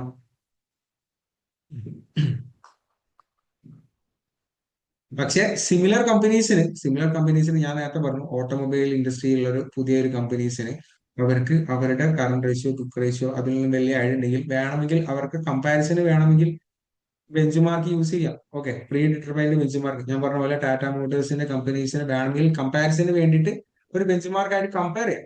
അല്ലാണ്ട് നമ്മുടെ കമ്പനി ഇത്ര കറണ്ട് അസറ്റ് കീപ്പ് ചെയ്യണം, അല്ലെങ്കിൽ കറണ്ട് റേഷ്യോ കീപ്പ് ചെയ്യാം, അല്ലെങ്കിൽ ഇത്ര ഡെപ്റ്റ് ടു ഇക്വിറ്റി റേഷ്യോ, നമുക്ക് നമ്മുടെ ക്യാപിറ്റൽ സ്ട്രക്ചറിൽ ഇത്ര ഫിക്സഡ് അസറ്റ് വേണം, അല്ല ഫിക്സഡ് എക്സ്പെൻസ് വേണം, നമുക്ക് കൂടുതൽ ഫിനാൻഷ്യൽ ലീവറേജ് വേണം, അതൊന്നും നമുക്ക് ഒരിക്കലും ഫിക്സഡ് ആയിട്ട് പറയാൻ പറ്റില്ല. എല്ലാ കമ്പനീസിനും ഒരുപോലെ അല്ലാതെ ഒരിക്കലും വരാം. ഓക്കെ, ഓരോ കമ്പനീസിന്റെയും സിറ്റുവേഷൻ അനുസരിച്ച് ഓരോ കമ്പനിയും കീപ്പ് ചെയ്യേണ്ട റേഷ്യോസ് മാറിക്കൊണ്ടിരിക്കും. ഓക്കെ, സോ സിമ്പിൾ ആയിട്ട് പറഞ്ഞാൽ റേഷ്യോസിന് ഒരു ഫിക്സഡ് സ്റ്റാൻഡേർഡ് ഇല്ല, അത് റേഷ്യോന്റെ ഒരു ലിമിറ്റേഷൻ ആണ്. ഓക്കെ, എന്തുകൊണ്ട് അങ്ങനെ ഇല്ലാന്ന് വെച്ചാൽ ഓരോ കമ്പനിയുടെ സിറ്റുവേഷൻ അനുസരിച്ച് ഓരോ കമ്പനീസും ഫോളോ ചെയ്യേണ്ട റേഷ്യോസ് എപ്പോഴും മാറിക്കൊണ്ടിരിക്കും. ക്ലിയർ ആണോ? ക്ലിയർ ആണ്. ഇനി last point, liquidity and activity ratios. Okay, ലിക്വിഡിറ്റിയിലും ആക്ടിവിറ്റിയിലും മോസ്റ്റ്ലി വരുന്നത് അല്ലെ, നമ്മുടെ ബാലൻസ് ഷീറ്റിലെ കറണ്ട് അസറ്റ്സ്, കറണ്ട് ലയബിലിറ്റീസ്, ഇതൊക്കെയാണ് ലിക്വിഡിറ്റിയിൽ വരുന്നത്. ആക്ടിവിറ്റി റേഷ്യോസിൽ അല്ലെ നമുക്ക് ഇൻവെന്ററി എങ്ങനെയാണ്, അതുപോലെ തന്നെ അക്കൗണ്ട്സ് റിസീവബിൾ എങ്ങനെയാണ്, അക്കൗണ്ട്സ് പേയബിൾ എങ്ങനെയാണ്, അതിന്റെ മാനേജ്മെന്റ് ആണ് നമ്മൾ ആക്ടിവിറ്റി റേഷ്യോസിൽ കാൽക്കുലേറ്റ് ചെയ്യുന്നത് അല്ലെ. അപ്പൊ ഈ ലിക്വിഡിറ്റി റേഷ്യോസും ആക്ടിവിറ്റി റേഷ്യോസും കാൽക്കുലേറ്റ് ചെയ്യുമ്പോൾ ചെറിയൊരു പ്രശ്നമുണ്ട്. ഓക്കെ, എന്താണെന്ന് വെച്ചാൽ liquidity and activity ratios calculated four seasonal businesses, ആ വേർഡ് അണ്ടർലൈൻ ചെയ്യേണ്ടത് ഇമ്പോർട്ടന്റ് ആണ്, may be misleading unless they are interpreted in light of seasonality of the business. Okay, അപ്പൊ എന്താന്ന് വെച്ചിട്ടുണ്ടെങ്കിൽ നമ്മൾ ലിക്വിഡിറ്റി റേഷ്യോസ് കാൽക്കുലേറ്റ് ചെയ്യുന്നതും ആക്ടിവിറ്റി റേഷ്യോസ് കാൽക്കുലേറ്റ് ചെയ്യുന്നതും ഇതാ സീസണൽ ബിസിനസ്സിൻ്റെതാണ് നമ്മൾ കാൽക്കുലേറ്റ് ചെയ്യുന്നത് വെച്ചാൽ മേ ബി അത് മിസ്ലീഡ് ചെയ്യാൻ പെടാൻ സാധ്യതയുണ്ട്. ഫോർ എക്സാമ്പിൾ നിങ്ങൾ ആലോചിക്കാം, ഓക്കെ, ഒരു ice cream company, okay, ice cream company ഇതൊരു സീസണൽ ബിസിനസ് ആണ് എനിക്ക് പറയാൻ പറ്റും. കാരണം എന്താണെന്ന് വെച്ചാല് സമ്മർ ടൈമില് ഒരുപാട് സെയിൽസ് ഉണ്ടാവും അല്ലെ, ഒരുപാട് സെയിൽസ് ഉണ്ടാവും, ഒരുപാട് കസ്റ്റമേഴ്സ് ഉണ്ടാവും, നല്ല പ്രോഫിറ്റബിലിറ്റി ആയിരിക്കും അല്ലെ, gross profit margin, net profit margin ഒക്കെ അത്യാവശ്യം ഹൈ ആയിരിക്കും അല്ലെ. സോ ബെസ്റ്റ് ആയിരിക്കും സമ്മർ ടൈമിൽ ഉണ്ടാവും. ഓക്കെ, സമ്മർ എന്ന് പറഞ്ഞ സീസണിൽ ഇവരുടെ പ്രോഫിറ്റബിലിറ്റി, ഇവരുടെ സെയിൽസ് അല്ലെ, ഇവരുടെ ആക്ടിവിറ്റി, ഇവരുടെ അക്കൗണ്ട്സ് റിസീവബിൾ, ഇവരുടെ ഇൻവെന്ററി ഒക്കെ ബെസ്റ്റ് ആയിരിക്കും അല്ലെ, അവര് ബെസ്റ്റ് രീതിയിലായിരിക്കും അവര് കീപ്പ് ചെയ്യുക. സോ ഇനി വിന്റർ സൈഡിലേക്ക് വരുമ്പോൾ അല്ലെ, അല്ലെങ്കിൽ റെയിനി സീസണിലേക്ക് വരുമ്പോൾ ഇവർക്ക് സെയിൽസ് കുറവായിരിക്കും അല്ലെ, വേഴ്സ് ആയിരിക്കും ഇവരുടെ ആക്ടിവിറ്റിയും ലിക്വിഡിറ്റി ഒക്കെ വരിക. ഓക്കെ, അവർക്ക് കറണ്ട് അസറ്റ് ഉണ്ടാവില്ല, ക്യാഷ് ഉണ്ടാവില്ല, ലിക്വിഡിറ്റി കുറവായിരിക്കും, പ്രോഫിറ്റബിലിറ്റി കുറവായിരിക്കും. ഓക്കെ, സോ നമ്മൾ എന്താ ഈ സമ്മർ ടൈമിലുള്ള റേഷ്യോസ് ആ ഒരു വർഷത്തിലെ ഒരു 3 മാസ ടൈമിൽ, ആ ഒരു ടൈം പീരീഡിൽ നമ്മൾ റേഷ്യോ കാൽക്കുലേറ്റ് ചെയ്തിട്ട് ആ ഒരു കമ്പനീനെ നമുക്ക് ഇവാലുവേറ്റ് ചെയ്താൽ അത് മിസ്ലീഡ് ചെയ്യപ്പെടാൻ ചാൻസ് ഇല്ലേ. കാരണം ആ ഒരു വർഷത്തെ കംപ്ലീറ്റ് പെർഫോമൻസ് അതിനെ കാണിക്കുന്നുണ്ടോ ഇല്ല. ആ ഒരു സീസണിൽ അവരുടെ റേഷ്യോസ് ചിലപ്പോൾ ബെസ്റ്റ് ആയിരിക്കും, അവരുടെ പ്രോഫിറ്റ് നല്ല ഹൈ ആയിട്ടിരിക്കും, അവരുടെ ഗ്രോസ് പ്രോഫിറ്റ് മാർജിനും നെറ്റ് പ്രോഫിറ്റ് മാർജിനും അവരുടെ ലിക്വിഡിറ്റിയൊക്കെ ബെസ്റ്റ് ആയിരിക്കും. പക്ഷെ അതുകൊണ്ട് ആ ഒരു വർഷം കംപ്ലീറ്റ് ആ ഒരു പെർഫോമൻസ് അവർ നേടിയിട്ടുണ്ട് നമുക്ക് ഒരിക്കലും പറയാൻ പറ്റില്ല. ഓക്കെ, സോ നമ്മൾ സീസണാലിറ്റി ബിസിനസ് ചെയ്യുന്ന കമ്പനീസിന്റെ ലിക്വിഡിറ്റി റേഷ്യോസും ആക്ടിവിറ്റി റേഷ്യോസും ആ ഒരു സീസണിൽ മാത്രം നമ്മൾ കാൽക്കുലേറ്റ് ചെയ്യുമ്പോൾ അത് മിസ്ലീഡ് ചെയ്യപ്പെടാൻ ചാൻസ് ഉണ്ട്. ഓക്കെ, ആ ഒരു പ്രോഫിറ്റബിലിറ്റി കണ്ടിട്ട് നമ്മൾ വിശ്വസിക്കരുത്. കാരണം ആ ഒരു പ്രോഫിറ്റ് എല്ലാ വർഷവും ത്രൂ ഔട്ട് കിട്ടിക്കൊള്ളുന്ന ഒരു നിർബന്ധമില്ല. ഓക്കെ, ആ ഒരു സീസണിൽ മാത്രം വന്ന ഒരു ഹൈ പ്രോഫിറ്റ് ആയിരിക്കാം. ഓക്കെ, സോ അത് മേ ബി മിസ്ലീഡ് ചെയ്യപ്പെടാൻ ചാൻസ് ഉണ്ട്. സോ അത് കണ്ടിട്ട് നമ്മൾ ആ ഒരു റേഷ്യോനെ അതേപടി വിശ്വസിക്കരുത് എന്നാണ് ഉദ്ദേശിച്ചത്. ഓക്കെ, സോ സീസണൽ ബിസിനസിന്റെ ആക്ടിവിറ്റി റേഷ്യോസും ലിക്വിഡിറ്റി റേഷ്യോസും ആ ഒരു സീസണിലുള്ള റേഷ്യോസ് മാത്രം വെച്ച് ഇവാലുവേറ്റ് ചെയ്താൽ അത് മിസ്ലീഡ് ചെയ്യപ്പെടാൻ വേണ്ടിയിട്ട് ചാൻസ് ഉണ്ട്, അല്ലെങ്കിൽ ഓവർ സ്റ്റേറ്റ് ചെയ്യപ്പെടാൻ ചാൻസ് ഉണ്ട്, കൂടുതൽ പ്രോഫിറ്റ് ഉണ്ട് എന്നുള്ള കാണിക്കപ്പെടാനുള്ള ചാൻസ് ഉണ്ട്. മനസ്സിലായിട്ടുണ്ടോ? അത് റേഷ്യോ അനാലിസിസിന്റെ ഒരു ലിമിറ്റേഷൻ ആയിട്ട് നമുക്ക് പറയാൻ പറ്റും. ഓക്കെ, ക്ലിയർ ആണോ? ക്ലിയർ ആണ്. സോ 6 പോയിന്റ് ആണ് നമ്മൾ ലിമിറ്റേഷൻ പഠിച്ച് പെട്ടെന്ന് റഫായിട്ട് ഞാനൊന്ന് ഓടിച്ചു വിടാം. ഇതാ നമ്മൾ ലിമിറ്റേഷൻ ഓഫ് റേഷ്യോ അനാലിസിസിൽ ഫസ്റ്റ് പോയിന്റ് പഠിച്ചത് റേഷ്യോ ഇറ്റ്സെൽഫ് നോട്ട് സിഗ്നിഫിക്കന്റ്. ഒരു റേഷ്യോ മാത്രം വെച്ചിട്ട് നമുക്ക് ഒരു അർത്ഥം കിട്ടുന്നില്ല. അത് നമ്മളെ തന്നെ കഴിഞ്ഞ വർഷത്തെ പെർഫോമൻസോ അല്ലെങ്കിൽ പ്രീ ഡിറ്റർമൈൻഡ് ബെഞ്ച് മാർക്കോ അല്ലെങ്കിൽ നമ്മുടെ കോമ്പറ്റീറ്റീവ്സിന്റെ റേഷ്യോസോ ഇതൊക്കെ വെച്ച് കമ്പയർ ചെയ്യുമ്പോഴാണ് അതിനൊരു മീനിങ് ഉണ്ടാവുന്നത്. ഓക്കെ, ഇനി second point the ability to makes of use of ratios. നമ്മൾ കാൽക്കുലേറ്റ് ചെയ്ത് വെച്ചുള്ള റേഷ്യോസിന്റെ ശരിയായ ഒരു ഇന്റർപ്രിട്ടേഷൻ കിട്ടുന്നത് നമ്മുടെ ഫിനാൻഷ്യൽ അനലിസ്റ്റിന്റെ എബിലിറ്റിനെയും നോളജിനെയും ഡിപ്പെൻഡ് ചെയ്തിരിക്കും. ഓക്കെ, നമ്മൾ റേഷ്യോസ് ജസ്റ്റ് ഒന്ന് കാൽക്കുലേറ്റ് ചെയ്ത് വെച്ചുകൊണ്ട് കഴിയുന്നില്ല. അത് ശരിയായ രീതിയിൽ ഇന്റർപ്രറ്റ് ചെയ്യുമ്പോഴാണ് നമുക്ക് അതിന്റെ ഒരു യൂസ് കിട്ടുന്നത്. ഓക്കെ, ഇനി third point, financial statement analysis cannot give definite answers. Okay, it can point out where further investigation is വാലന്റ്. നമ്മളെ പ്രശ്നം എന്താണെന്ന് മാത്രമേ ഫിനാൻഷ്യൽ സ്റ്റേറ്റ്മെന്റ് അനാലിസിസിനോട് നമുക്ക് മനസ്സിലാവുള്ളൂ. അത് എന്തുകൊണ്ട് ആ ഒരു പ്രശ്നം വന്നു, എങ്ങനെ അത് പരിഹരിക്കാം എന്നുള്ളത് നമ്മൾ എക്സ്ട്രാ റിസർച്ച് ചെയ്തിട്ട് എക്സ്ട്രാ ഇൻവെസ്റ്റിഗേഷൻ ചെയ്ത് തീർക്കേണ്ട ഒരു ഇഷ്യൂ ആണ്. ഓക്കെ, ഇനി fourth point, the usefulness of ratios depend on the quality of the numbers use in there calculation. നമ്മൾ റേഷ്യോസ് കാൽക്കുലേറ്റ്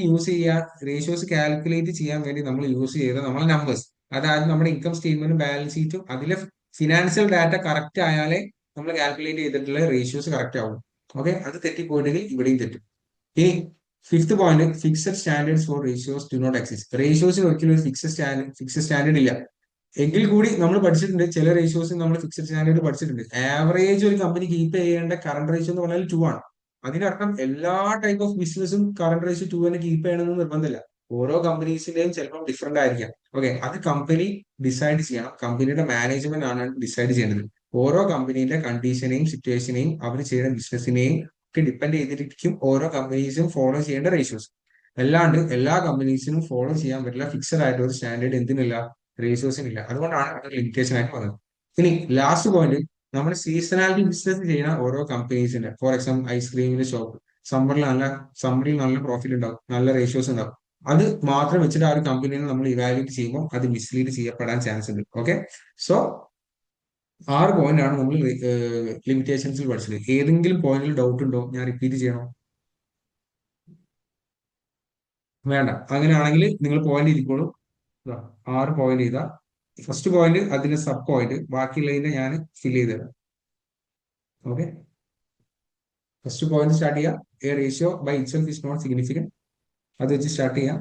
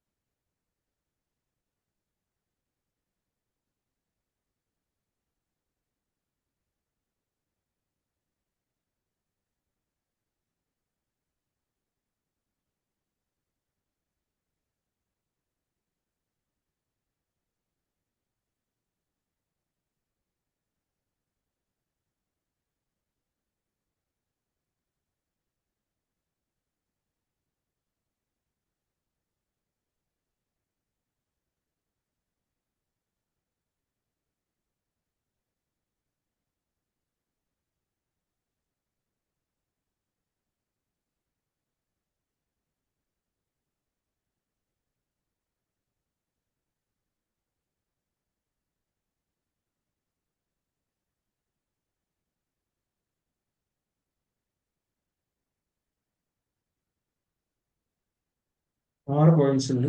ഏതെങ്കിലും പോയിന്റ് ഞാൻ റിപ്പീറ്റ് ചെയ്യുകയും ചെയ്യാം. ഏതെങ്കിലും എന്തെങ്കിലും ഡൗട്ട് ഉണ്ടെങ്കിൽ ചോദിക്കാം.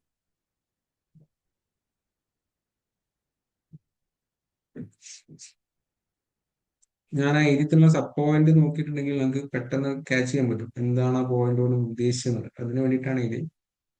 നിർബന്ധമൊന്നുമില്ല, എന്നാലും നല്ലതാണ്.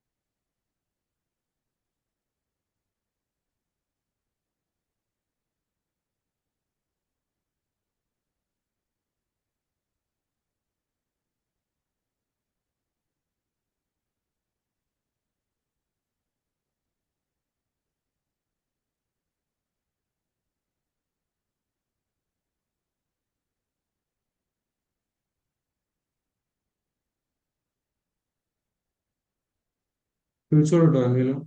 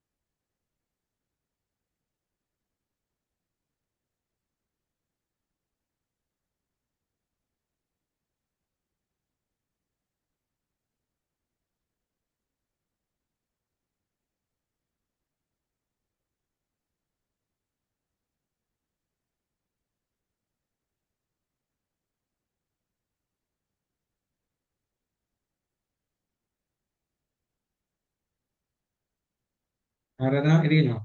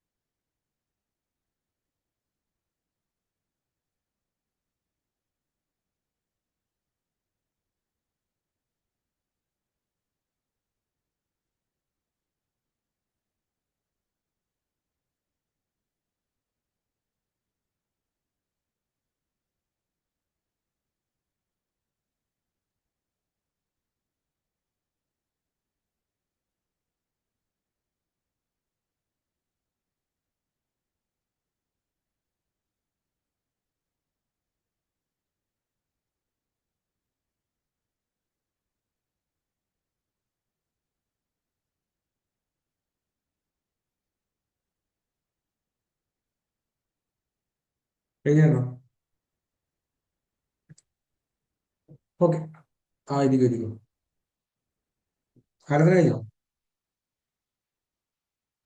ഇല്ല, സ്കൂൾ.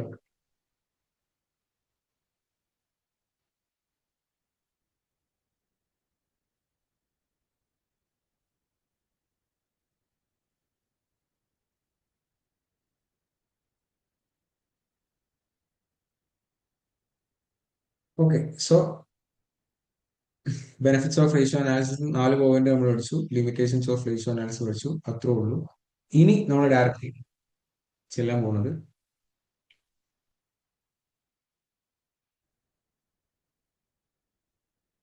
ഹെഡിങ് ചെയ്ത സ്പെഷ്യൽ ഇഷ്യൂസ്.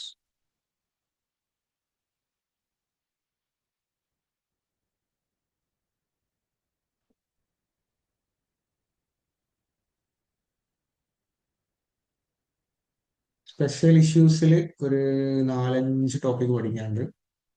ബെറ്റർ ആയില്ലേ? ഒരു ചെറിയ ടോപ്പിക് തൽക്കാലം എടുക്കാം. ഓക്കെ, ഒരു ഗ്യാപ്പ് ഫിൽ ചെയ്യാൻ വേണ്ടി. സ്പെഷ്യൽ ഇഷ്യൂസ് എന്ന് പറഞ്ഞാൽ നമ്മൾ ഇത്ര നേരം ഫിനാൻഷ്യൽ സ്റ്റേറ്റ്മെന്റ്സ് പ്രിപ്പയർ ചെയ്തത് ഒരു നോർമൽ രീതിയിലാണ് അല്ലെ. ഇതിൽ വല്ല എക്സംഷൻസ് വരുമ്പോൾ അല്ലെങ്കിൽ ചില പ്രശ്നങ്ങളൊക്കെ വരുമ്പോൾ എങ്ങനെയാണ് ആ സിറ്റുവേഷൻ സോൾവ് ചെയ്യാന്നുള്ള രീതിയിലാണ് നമ്മൾ സ്പെഷ്യൽ ഇഷ്യൂസിൽ പഠിക്കുന്നത്. ഫിനാൻഷ്യൽ സ്റ്റേറ്റ്മെന്റ്സ് പ്രിപ്പയർ ചെയ്യുമ്പോഴുള്ള ചില എക്സെപ്ഷണൽ കേസ്, ആ എക്സെപ്ഷണൽ കേസിലെ സിറ്റുവേഷൻസ് എന്താണ്, എന്താണ് അതിന്റെ സൊല്യൂഷൻ, ആ കുറച്ച് തിയറി റിലേറ്റഡ് കാര്യങ്ങളാണ് നമ്മളിൽ പഠിക്കുന്നത്. പക്ക തിയറി ഇല്ല, ഇടയ്ക്ക് പ്രോബ്ലംസ് കയറി വരും, എന്നാൽ കുറച്ച് തിയറിയാണ്. നിങ്ങൾക്ക് ഏത് പ്രോബ്ലം പേപ്പർ എടുത്താലും അതിലൊരു ചെറിയ പാർട്ട് തിയറി ഉണ്ടാവും. ഓക്കെ. സോ ഒരു കുറച്ച് തിയറി ടോപ്പിക്സ് ആണ്. സോ ആദ്യം നമ്മൾ ഡിസ്കസ് ചെയ്യാൻ പോകുന്ന ടോപ്പിക് ഹെഡിങ് ചെയ്ത സബ് ഹെഡിങ്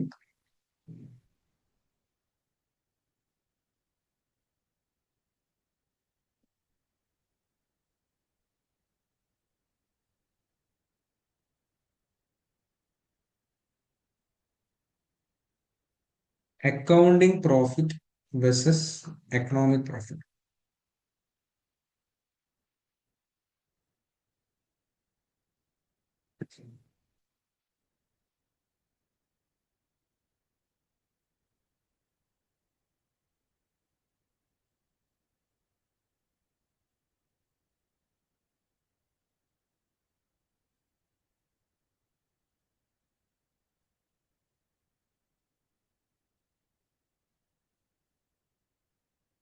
ഹെഡിങ് ചെയ്തിരുന്നോ?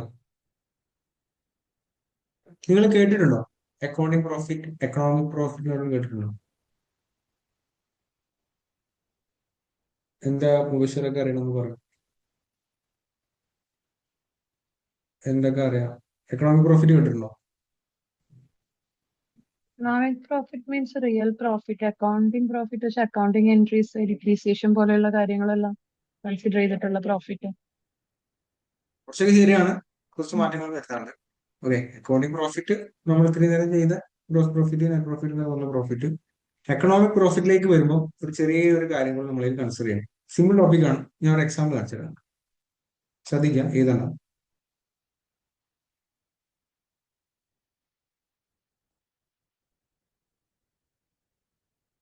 ഓക്കെ. എനിക്ക് ഒരു ഓപ്ഷൻ ഉണ്ട്, ടൂർ പോകണം. ഓക്കെ. ഗോവയിലേക്കാണ് ഞാൻ ടൂർ പോകുന്നത്. ഗോവ. ഓക്കെ. എനിക്ക് ഒന്നെങ്കിൽ ഈ ടൂറിന് പോവാം, ഓക്കെ, അല്ലെങ്കിൽ പോവാതിരിക്കാം. ഉം. പോവായാൽ എന്താ സംഭവിക്കുക ഞാൻ പറഞ്ഞുതരാം. ഓക്കെ. പോവാണെങ്കിൽ ഞാൻ ഈ ഒരു ട്രിപ്പിന് വേണ്ടി സെറ്റ് ചെയ്ത് വെച്ചിട്ടുള്ള ഒരു ഫണ്ട് ഉണ്ട്. ഓക്കെ. ഞാൻ അതിനെ റവന്യൂ എന്ന് വിളിച്ചു. ആ ഒരു റവന്യൂ, ആ ഒരു റവന്യൂ 10,000 ആണ്. ഓക്കെ. ട്രിപ്പിന് പോയാൽ എനിക്ക് ഗോവയിൽ പോയി വരുമ്പോൾ ചെലവാകുന്ന കോസ്റ്റ് എന്ന് പറഞ്ഞാൽ 4,000 ആണ്. 4,000 അല്ല, 6,000. ഓക്കെ. ഇനി ഞാൻ പോയില്ല എന്ന് വെക്കും. ഓക്കെ. അപ്പൊ എന്റെ വീട്ടുകാർ പറഞ്ഞു പോകണ്ട, ഈ പോയില്ലെങ്കിൽ ഞാൻ എക്സ്ട്രാ ഒരു 3,000 രൂപ കൂടി എനിക്ക് തരാന്ന് പറഞ്ഞു. ആര് പറഞ്ഞു? വീട്ടുകാർ പറഞ്ഞു. ഓക്കെ.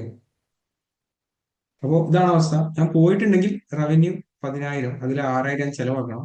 അങ്ങനെയാണെങ്കിൽ ബാക്കി എന്റെ കയ്യിൽ ഒരു 4,000 രൂപ ഉണ്ടാവും അല്ലെ. ഓക്കെ. ഇനി ഞാൻ പോയിട്ടില്ലെങ്കിൽ, ഓക്കെ, എനിക്ക് എക്സ്ട്രാ ഇങ്ങോട്ട് എന്റെ വീട്ടുകാർ ഒരു 3,000 രൂപ തരും. ഓക്കെ. അപ്പോൾ നിങ്ങളുടെ അഭിപ്രായത്തിൽ എനിക്ക് ഗോവയിൽ പോകുമ്പോൾ എത്ര കോസ്റ്റ് ഉണ്ട് ടോട്ടൽ?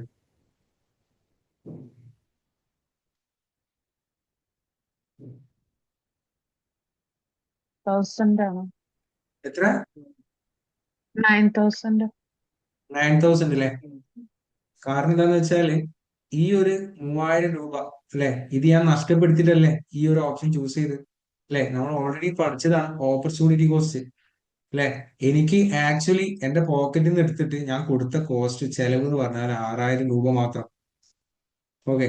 പക്ഷെ ഈ ഒരു ഓപ്ഷന് വേണ്ടി, ഈ ഒരു ഓൾട്ടർനേറ്റ് ചൂസ് ചെയ്യാൻ വേണ്ടി ഞാൻ നഷ്ടപ്പെടുത്തിയതാ ഓപ്പോസിറ്റ് ഒരു സൈഡാണ് ഈ 3000 രൂപ, അല്ലെ?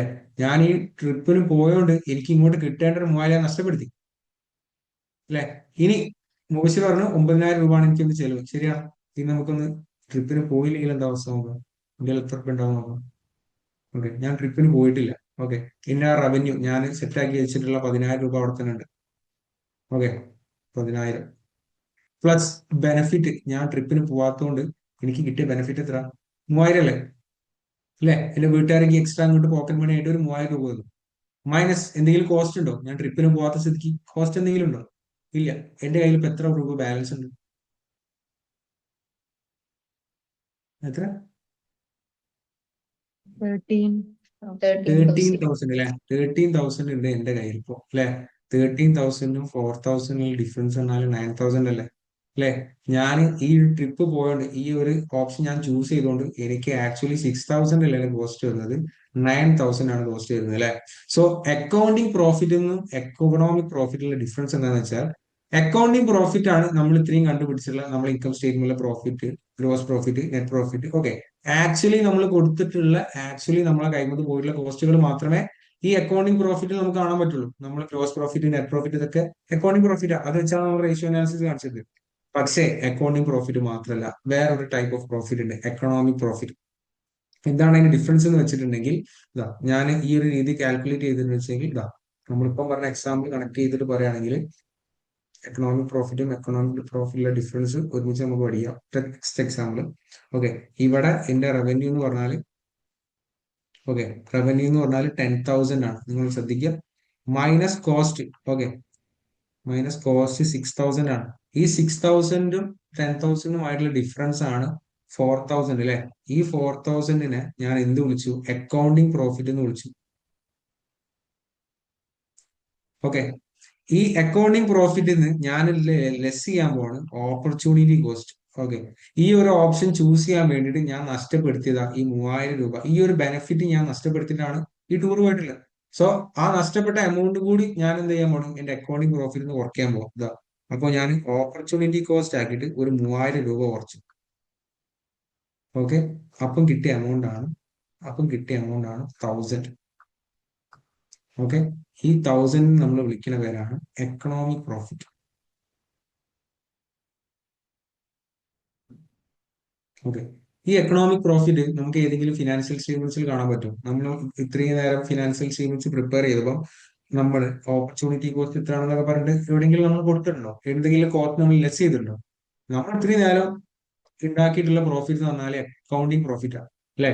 നമ്മൾ ഇത്രയും നേരം റേഷ്യോസിൽ യൂസ് ചെയ്തിട്ടുള്ള ഗ്രോസ് പ്രോഫിറ്റ്, നെറ്റ് പ്രോഫിറ്റ്, അല്ലെ? അല്ലെങ്കിൽ സെയിൽസ്, ഇതൊക്കെ എന്ന് പറഞ്ഞിട്ടുണ്ടെങ്കിൽ, സെയിൽസ് അല്ല, നെറ്റ് പ്രോഫിറ്റ്, ഗ്രോസ് പ്രോഫിറ്റ്, അല്ലെ? ഓപ്പറേറ്റിംഗ് പ്രോഫിറ്റ്, ഇതൊക്കെ എന്ന് പറഞ്ഞിട്ടുണ്ടെങ്കിൽ E B I T, E B T, E B I T, E B T, ഇതൊക്കെ അക്കൗണ്ടിങ് പ്രോഫിറ്റ് ആണ്, അല്ലെ? അക്കൗണ്ടിങ് പ്രോഫിറ്റിൽ നിന്നും അക്കൗണ്ടിങ് പ്രോഫിറ്റ് കിട്ടാൻ വേണ്ടിയിട്ട് ഞാൻ ലെസ് ചെയ്ത കോസ്റ്റ് എന്ന് പറഞ്ഞാൽ ഞാൻ ആക്ച്വലി എന്റെ പോക്കറ്റിൽ നിന്ന് എടുത്ത് കൊടുത്തിട്ടുള്ള Costa. Cost of goods sold, operating expense, tax, interest, cash പോയിട്ടുണ്ട്, അല്ലെ? ഈ അക്കൗണ്ടിങ് പ്രോഫിറ്റ് മാത്രമേ നമുക്ക് ഫിനാൻഷ്യൽ സ്റ്റേറ്റ്മെന്റ്സിൽ കാണാൻ പറ്റുള്ളൂ. പക്ഷെ എക്കണോമിക് പ്രോഫിറ്റ്, ഈ 1000 റുപ്പീസ് എനിക്ക് ഒരു ഫിനാൻഷ്യൽ സ്റ്റേറ്റ്മെന്റ്സിൽ കാണാൻ പറ്റില്ല. ഓക്കെ, പക്ഷെ എന്തിനാണ് ഈ എക്കണോമിക് പ്രോഫിറ്റ് നമ്മൾ കാൽക്കുലേറ്റ് ചെയ്യണതെന്ന് വെച്ചാൽ, okay, decision making. Okay, decision making ഞാൻ ഈ ടൂർ പോകുന്നതിന് മുന്നാണ് ചെക്ക് ചെയ്യുക. ഓക്കെ, ഞാൻ ഈ ടൂർ പോയാൽ എന്താണ് അവസ്ഥ? ടൂർ പോയാൽ 10,000 നിന്ന് 6000 ചെലവാക്കണം, ബാക്കി 4,000 രൂപ എന്റെ കയ്യിലുണ്ടോ? ടൂർ പോയിട്ടില്ലെങ്കിൽ 10,000 എന്റെ കയ്യിലുണ്ടാവും, അല്ലെ? പ്ലസ് ഒരു 3000 കിട്ടും, 13,000 രൂപ കംപ്ലീറ്റ് ആയിട്ട് എന്റെ കയ്യിലുണ്ടാവും. ഡിഫറൻസ് ആയിട്ടുള്ള 9,000 ആണ് എനിക്ക് ഈ ടൂർ പോയിട്ടുണ്ടെങ്കിൽ നഷ്ടപ്പെടാൻ പോകുന്നത്. ഓക്കെ, ഈ ഒരു ഡിസിഷന് വേണ്ടിയിട്ടാണ് നമ്മൾ എക്കണോമിക് പ്രോഫിറ്റ് കൺസിഡർ ചെയ്യുന്നത്. അല്ലാണ്ട് നമ്മൾ ഫിനാൻഷ്യൽ സേവിങ്സിൽ എവിടെയും എക്കണോമിക് പ്രോഫിറ്റും നമ്മുടെ ഓപ്പർച്യൂണിറ്റി കോസ്റ്റോ നമുക്ക് എവിടെയും കാണാൻ പറ്റില്ല. ഓക്കെ, നമ്മൾ എക്കണോമിക് പ്രോഫിറ്റ് കണ്ടുപിടിക്കുന്നത് എന്തിനാന്ന് വെച്ചാൽ വെറും ഡിസിഷൻ മേക്കിങ്ങിന് മാത്രമാണ് നമ്മൾ എക്കണോമിക് പ്രോഫിറ്റ് കണ്ടുപിടിക്കുന്നത്. ഓക്കെ, നമുക്ക് ഒരിക്കലും ഫിനാൻഷ്യൽ സേവിങ്സിൽ നമ്മൾ എക്കണോമിക് പ്രോഫിറ്റിനോ അല്ലെങ്കിൽ ഓപ്പർച്യൂണിറ്റി കോസ്റ്റിനോ നമുക്ക് കാണാൻ പറ്റും. ഓക്കെ, സോ ഞാൻ എഴുതി തരാം. നിങ്ങൾ ഹെഡിങ് എഴുതില്ലേ? ഓക്കെ, ഈ കോസ്റ്റ് ഉണ്ടല്ലോ 6,000, എനിക്ക് ആക്ച്വലി എന്റെ കൈമിൽ നിന്ന് പോയത് 6,000 ഞാൻ അക്കൗണ്ടിങ് കോസ്റ്റ് എന്ന് വിളിച്ചു. Accounting cost. ഓക്കെ, അക്കൗണ്ടിങ് കോസ്റ്റിന് ഞാൻ വേറൊരു പേര് വിളിച്ചു, explicit cost. Okay, explicit cost എന്ന് പറഞ്ഞാൽ ആക്ച്വലി എന്റെ കയ്യിൽ നിന്ന് പോയിട്ടുള്ള കോസ്റ്റ്, ഞാൻ ആക്ച്വലി പോക്കറ്റിൽ നിന്ന് എടുത്ത് പേ ചെയ്തിട്ടുള്ള കോസ്റ്റ്, അതിനാണ് എക്സ്പ്ലിസിറ്റ് കോസ്റ്റ് അല്ലെങ്കിൽ അക്കൗണ്ടിങ് കോസ്റ്റ് എന്ന് വിളിക്കാം. ഓക്കെ, ഇവിടെ എക്കണോമിക് കോസ്റ്റ് എന്ന് പറഞ്ഞിട്ടുണ്ടെങ്കിൽ ഈ 3,000 മാത്രമല്ല. ഓക്കെ, ഈ 3,000ഉം 6,000ഉം കമ്പൈൻഡ് ആയിട്ടുള്ള 9,000 ആണ് എന്റെ എക്കണോമിക് കോസ്റ്റ്.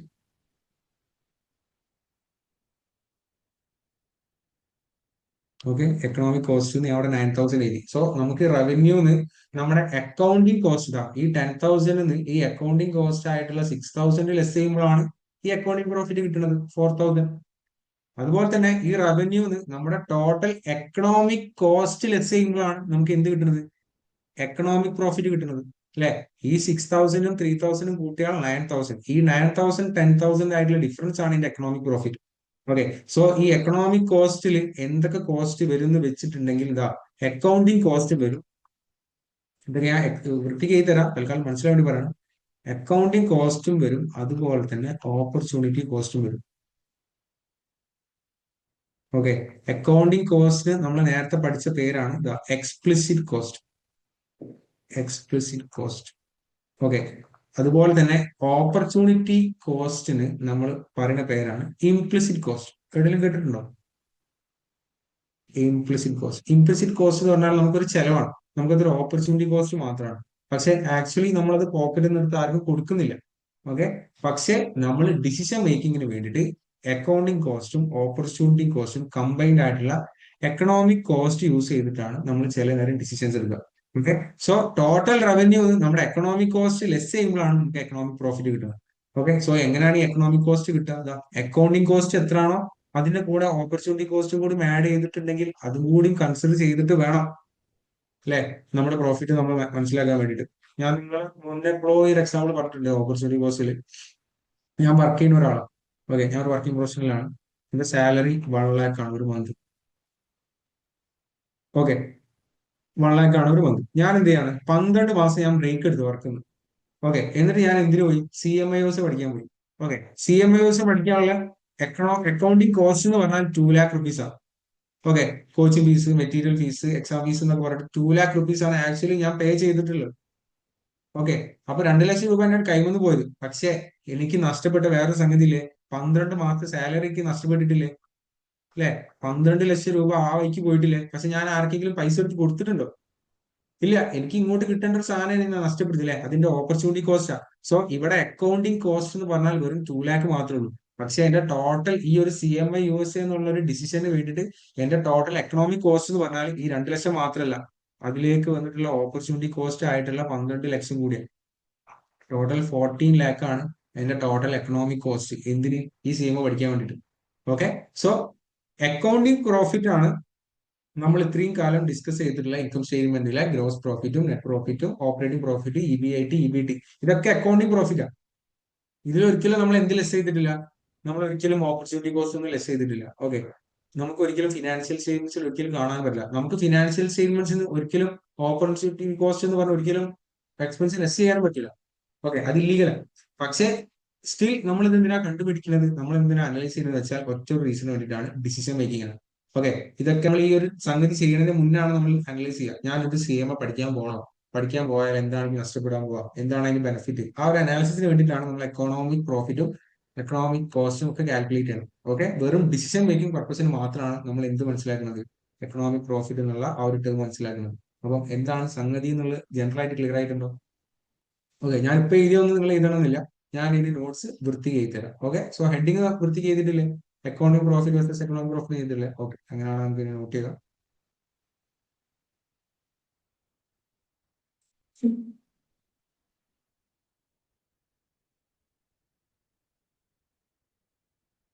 ഞാൻ ഒന്ന് സ്പ്ലിറ്റ് ആക്കുന്നുണ്ട്, രണ്ട് സൈഡ് ആക്കിയത്, രണ്ടിനെ കമ്പയർ ചെയ്തിട്ട് അടി പിടി.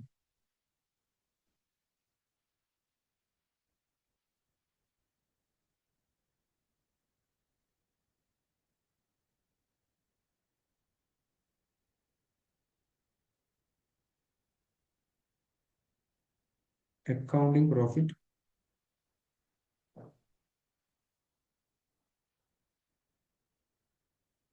Economic profit.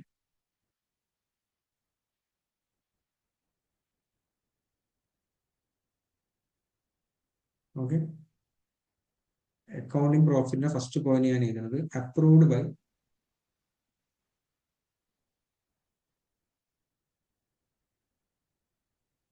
US GAAP. US ഗ്യാപ്പിന് ഫുൾ ഫോം അറിയില്ലേ? എന്താ ഗ്യാപ്പിന് full form?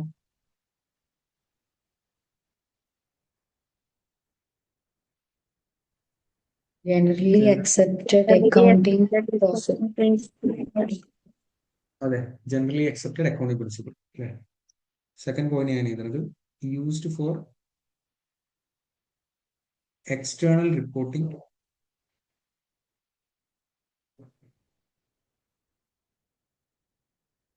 And internal decision making.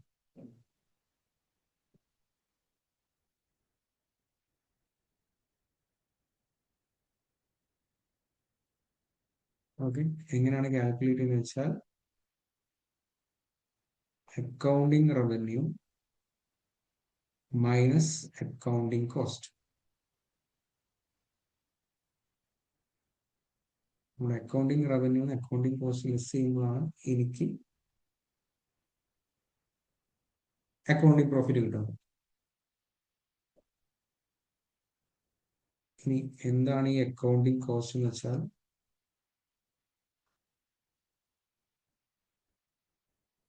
anything, any cost the business has paid for.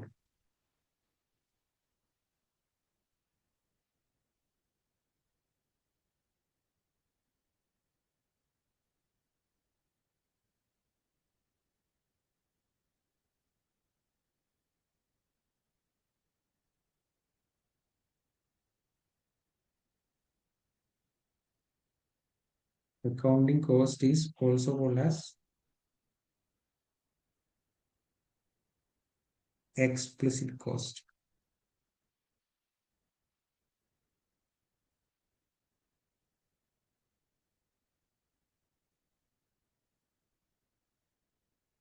ഈ എക്സ്പ്ലിസിറ്റ് കോസ്റ്റ് എന്നുള്ള വേർഡ് അടുത്ത സെക്ഷൻസിലൊക്കെ റിപ്പീറ്റ് ആയിട്ട് വരും, ഇമ്പോർട്ടൻ്റ് ആണ്. നിങ്ങൾ ആക്ച്വലി പോക്കറ്റിൽ നിന്ന് എടുത്ത് പേ ചെയ്ത കോസ്റ്റ്, അതാണ് എക്സ്പ്ലിസിറ്റ് കോസ്റ്റ്. നിങ്ങളെ കയ്യിൽ നിന്ന് പോയിട്ടുള്ള ശരിയായ റിയൽ കോസ്റ്റ്, അതാണ് explicit cost.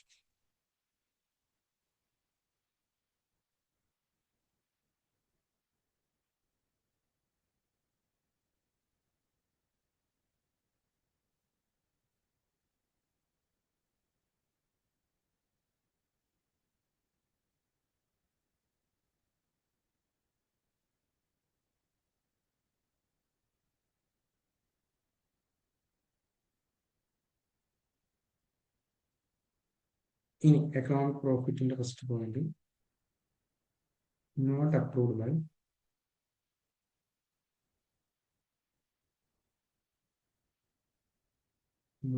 US GAAP.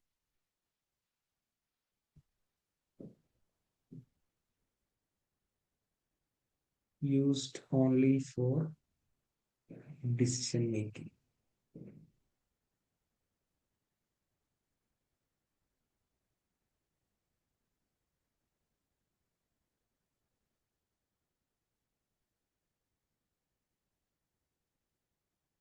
Economic profit എങ്ങനെയാ കാൽക്കുലേറ്റ് ചെയ്യുന്നത് വെച്ചാൽ അക്കൗണ്ടിങ് റവന്യൂ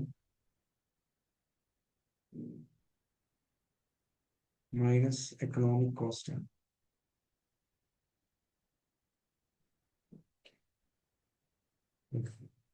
ഈ എക്കണോമിക് കോസ്റ്റിൽ ഏതൊക്കെ കോസ്റ്റാ വരികയെന്ന് വെച്ചാൽ ഏതൊക്കെ വരാം? എക്കണോമിക് കോസ്റ്റ് എന്ന് പറഞ്ഞിട്ടുണ്ടെങ്കിൽ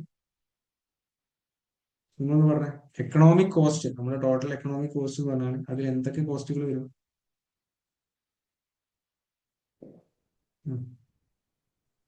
റിയൽ കോസ്റ്റ്, ആ, അതായത് നമ്മൾ ആക്ച്വലി പേ ചെയ്തിട്ടുള്ള ആക്ച്വലി അക്കൗണ്ടിങ് കോസ്റ്റ് അല്ലേ?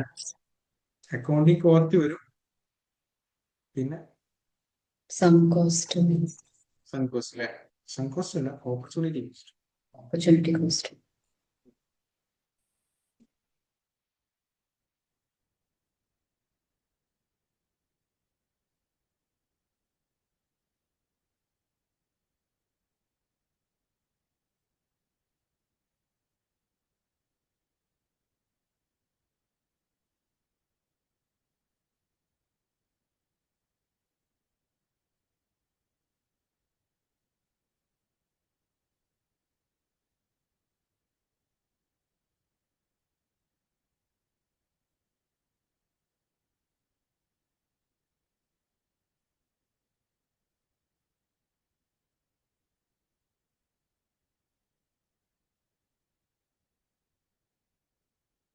എന്താണ് നമ്മൾ ഓപ്പർച്യൂണിറ്റി കോസ്റ്റിന്റെ ഡെഫിനിഷൻ? നമ്മൾ ഇൻവെസ്റ്റ്മെന്റ് ഡിസിഷനിൽ പഠിച്ചിട്ടുണ്ട്, ഓർമ്മയുണ്ടോ?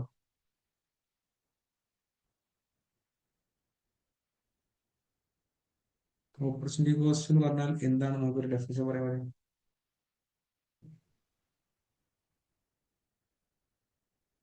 നമ്മൾ ഓപ്പർച്യൂണിറ്റി കോസ്റ്റിന്റെയും സൺ കോസ്റ്റിന്റെയും ഒക്കെ ഡെഫിനിഷൻ ഇൻവെസ്റ്റ്മെന്റ് ഡിസിഷനിൽ എഴുതി പഠിച്ചിട്ടുണ്ട്.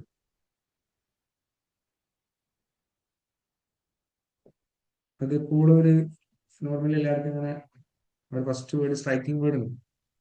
അത് കിട്ടിയാൽ ബാക്കി കിട്ടും.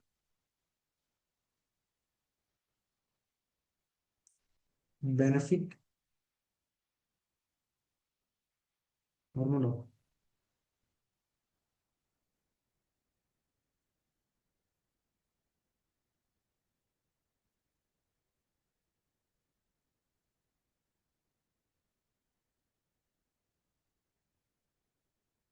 Option A, option B. നമ്മൾ ഓപ്ഷൻ എ ചൂസ് ചെയ്യാൻ വേണ്ടിയിട്ട് ഓപ്ഷൻ ബിയിൽ നിന്നും എന്താണ് നഷ്ടപ്പെടുത്തിയത് അതല്ലേ? അപ്പൊ ഇങ്ങനെ ഒരു ഡെഫിനേഷനായി പറയാം, നമ്മൾ പഠിച്ച് എഴുതിയിട്ടുണ്ട്.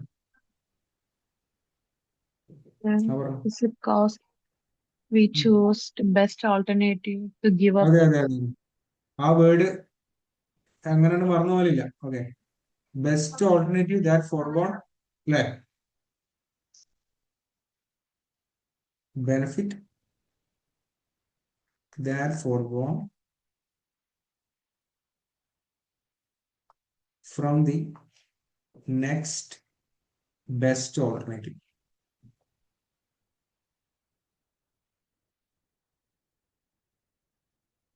അല്ലേ? നെക്സ്റ്റ് ബെസ്റ്റ് ഓൾട്ടർനേറ്റീവിൽ നിന്നും നമ്മൾ ഫോർഗോൺ ചെയ്ത ബെനിഫിറ്റ് എന്താണോ അതാണ് നമ്മൾ ഓപ്പർച്യൂണിറ്റി കോസ്റ്റ് അല്ലെ? നമ്മളൊരു കാര്യം ചെയ്യാൻ വേണ്ടിയിട്ട് മറ്റ് ഓപ്പോസിറ്റ് സൈഡിൽ എന്തെങ്കിലും ഓൾട്ടർനേറ്റീവ് നമുക്ക് ഉണ്ടായിരുന്നു, അതിൽ നിന്ന് എന്തോ ഒരു ബെനിഫിറ്റ് ഉണ്ടായിരുന്നു, അതാണ് നമ്മൾ നഷ്ടപ്പെടുത്തിയത്, അതാണ് നമ്മൾ ഓപ്പർച്യൂണിറ്റി കോസ്റ്റ് അല്ലെ? ഈ ഓപ്പർച്യൂണിറ്റി കോസ്റ്റ് നമ്മൾ വേറൊരു പേര് വിളിക്കും.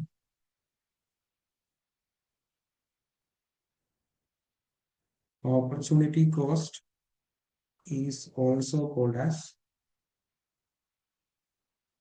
Implicit cost.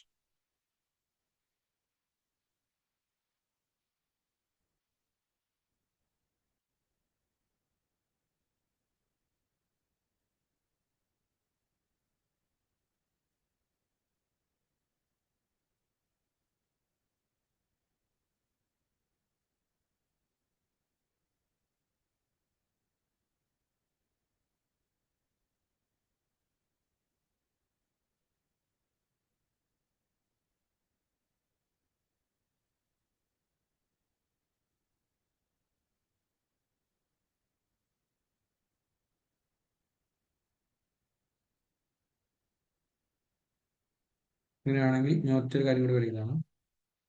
അക്കൗണ്ടിങ് പ്രോഫിറ്റ് കിട്ടാൻ വേണ്ടിയിട്ട് അക്കൗണ്ടിങ് പ്രോഫിറ്റ് കിട്ടാൻ വേണ്ടിയിട്ട് എനിക്ക് ടോട്ടൽ റവന്യൂയിൽ നിന്നും എന്ത് കോസ്റ്റ് ലെസ് ചെയ്താൽ മതി? എക്സ്പ്ലിസിറ്റ് കോസ്റ്റ് ലെസ് ചെയ്താൽ മതി. എക്സ്പ്ലിസിറ്റ് കോസ്റ്റ് ലെസ് ചെയ്താൽ മതി. ഓക്കെ, അക്കൗണ്ടിങ് പ്രോഫിറ്റ് കിട്ടാൻ ടോട്ടൽ റവന്യൂ എത്രയാണോ അതിൽ നിന്ന് എക്സ്പ്ലിസിറ്റ് കോസ്റ്റ്, അതായത് അക്കൗണ്ടിങ് കോസ്റ്റ് ആക്ച്വലി ഞാൻ പേ ചെയ്ത എമൗണ്ട് മാത്രം ലെസ് ചെയ്താൽ മതി. പക്ഷേ എക്കണോമിക് പ്രോഫിറ്റ്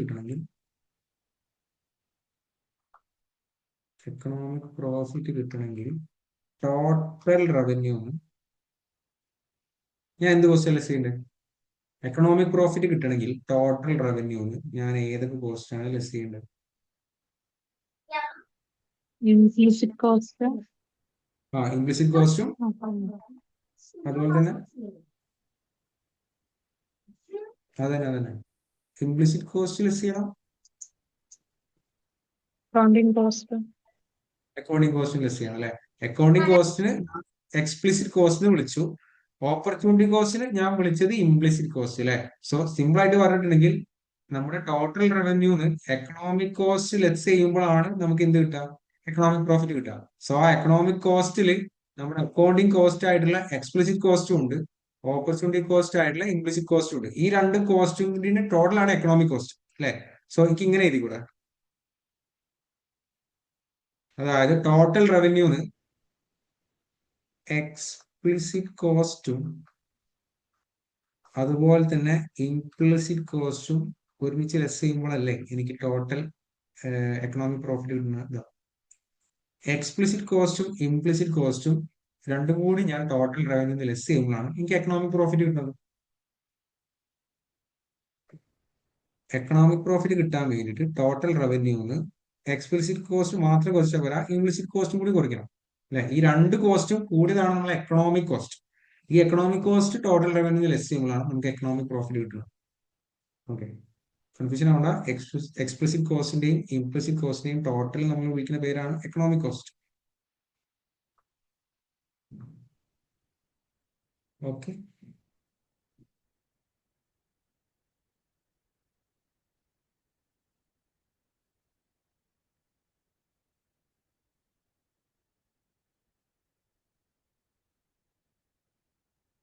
ക്ലിയർ ആണോ? എഴുതി കഴിഞ്ഞാൽ ഞാൻ ഒന്നുകൂടി പോയിന്റ്സ് എക്സ്പ്ലെയിൻ ചെയ്തരാം. എഴുതി കഴിഞ്ഞാൽ എഴുതി കഴിഞ്ഞാൽ ഓക്കെ. സോ അക്കൗണ്ടിങ് പ്രോഫിറ്റ് എന്താന്ന് വെച്ചാൽ അപ്രൂവ്ഡ് ബൈ US GAAP അല്ലെ. നമ്മുടെ ഇൻകം സ്റ്റേറ്റ്മെന്റ് നമ്മുടെ ഈ വർഷത്തെ ചെലവ് എന്നൊക്കെ പറഞ്ഞിട്ട് ഈ അക്കൗണ്ടിങ് പ്രോഫിറ്റ് നമുക്ക് എഴുതാൻ പറ്റും അല്ലെ. നമുക്ക് ഇൻകം സ്റ്റേറ്റ്മെന്റിൽ നമ്മളെ അക്കൗണ്ടിങ് എക്സ്പെൻസിന് വേണ്ടി അക്കൗണ്ടിങ് പ്രോഫിറ്റ് കാൽക്കുലേറ്റ് ചെയ്യാൻ വേണ്ടിയിട്ട് നമ്മുടെ അക്കൗണ്ടിങ് എക്സ്പെൻസ് നമുക്ക് ഇൻകം സ്റ്റേറ്റ്മെന്റിൽ കാണിക്കാൻ പറ്റും. ഓക്കെ, അതുകൊണ്ടാണ് അപ്രൂവ്ഡ് ബൈ US GAAP എന്ന് എഴുതി. Used for external reporting and internal decision making. ഈ ഒരു സംഗതി, ഈ ഒരു അക്കൗണ്ട് പ്രോഫിറ്റ് നമ്മൾ എക്സ്റ്റേണൽ റിപ്പോർട്ടിങ്ങിന് യൂസ് ചെയ്യും, അതുപോലെ തന്നെ ഇന്റേണൽ ഡിസിഷൻ മേക്കിംഗ് യൂസ് ചെയ്യും. ഓക്കെ, അക്കൗണ്ടിങ് പ്രോഫിറ്റ് കിട്ടാൻ വേണ്ടിയിട്ട് total accounting revenue accounting cost മാത്രം ലെസ് ചെയ്താൽ മതി. അതായത് ടോട്ടൽ റവന്യൂ നമ്മൾ എക്സ്പ്ലിസിറ്റ് കോസ്റ്റ് മാത്രം ലെസ് ചെയ്യുമ്പോഴാണ് നമുക്ക് അക്കൗണ്ടിങ് പ്രോഫിറ്റ് കിട്ടുന്നത് അല്ലെ. ഇനി അക്കൗണ്ടിങ് കോസ്റ്റ് എന്ന് പറഞ്ഞാൽ any cost the business has paid for. നമ്മുടെ ബിസിനസ് ക്യാഷ് ആക്കിയിട്ട് ആർക്കൊക്കെ പേ ചെയ്തണോ ഇതൊക്കെ നമ്മുടെ അക്കൗണ്ടിങ് കോസ്റ്റ് ആണ്, അതായത് എക്സ്പ്ലിസിറ്റ് കോസ്റ്റ് ആണ് അല്ലെ. എക്സ്പ്ലിസിറ്റ് ആലോചിക്കുക, നമ്മുടെ കയ്യിൽ നിന്ന് ക്യാഷ് പോയിട്ടുണ്ട്. അപ്പോൾ accounting profit is also called explicit cost. ഇനി അത് എക്കണോമിക് പ്രോഫിറ്റിലേക്ക് വരുമ്പോൾ നമ്മുടെ എക്കണോമിക് കോസ്റ്റ് ഒന്നും എന്ത് ചെയ്തിട്ടില്ല, US GAAP അപ്രൂവ് ചെയ്തിട്ടില്ല. നമ്മൾ ഇൻകം സ്റ്റേറ്റ്മെന്റിൽ എക്കണോമിക് കോസ്റ്റ്, ഓപ്പർച്യൂണിറ്റി കോസ്റ്റ് എന്ന് പറഞ്ഞാൽ നമുക്കൊന്നും ലെസ് ചെയ്യാൻ പറ്റില്ല. ഓക്കെ, അതുകൊണ്ടാണ് non approved by US GAAP എന്ന് പറഞ്ഞിട്ടുള്ളത്. നമുക്ക് ഒരിക്കലും ഇൻകം സ്റ്റേറ്റ്മെന്റിൽ നമ്മളെ ഈ എക്കണോമിക് കോസ്റ്റ് കാണിക്കാൻ പറ്റില്ല. ഓക്കെ, ഇനി എക്കണോമിക് പ്രോഫിറ്റ് കിട്ടാൻ വേണ്ടിയിട്ട് accounting revenue total economic cost less ചെയ്യുമ്പോഴാണ് നമുക്ക് എക്കണോമിക് പ്രോഫിറ്റ് കിട്ടുന്നത്. ഈ എക്കണോമിക് കോസ്റ്റിൽ അക്കൗണ്ടിങ് പ്രോഫിറ്റ് ഉണ്ടാവും, അതുപോലെ തന്നെ ഓപ്പർച്യൂണിറ്റി കോസ്റ്റും കൂടി ഉണ്ടാവും. ഓക്കെ, ഓപ്പർച്യൂണിറ്റി കോസ്റ്റ് എന്ന് പറഞ്ഞിട്ടുണ്ടെങ്കിൽ benefit that forgone from the next best alternative. Okay, ഇനി ഈ ഓപ്പർച്യൂണിറ്റി കോസ്റ്റിന് നമ്മൾ വേറൊരു പേരും കൂടി വിളിക്കും, അതാണ് implicit cost. Okay, so economic profit കിട്ടാൻ വേണ്ടിയിട്ട് നമ്മുടെ ടോട്ടൽ റവന്യൂ എത്രയാണോ അതിൽ നിന്ന് നമ്മുടെ എക്കണോമിക് കോസ്റ്റ് ലെസ് ചെയ്താൽ മതി. ആ എക്കണോമിക് കോസ്റ്റിൽ എക്സ്പ്ലിസിറ്റ് കോസ്റ്റ് ഉണ്ടാവും, ഇംപ്ലിസിറ്റ് കോസ്റ്റ് ഉണ്ടാവും. ക്ലിയർ ആണോ? ഏതെങ്കിലും പോയിന്റ് ഡൗട്ട് ഉണ്ടോ? ഒന്ന് നോക്കിക്കേ, അക്കൗണ്ടിങ് പ്രോഫിറ്റും എക്കണോമിക് പ്രോഫിറ്റും ക്ലിയർ ആണോ നോക്കി. ക്ലിയർ.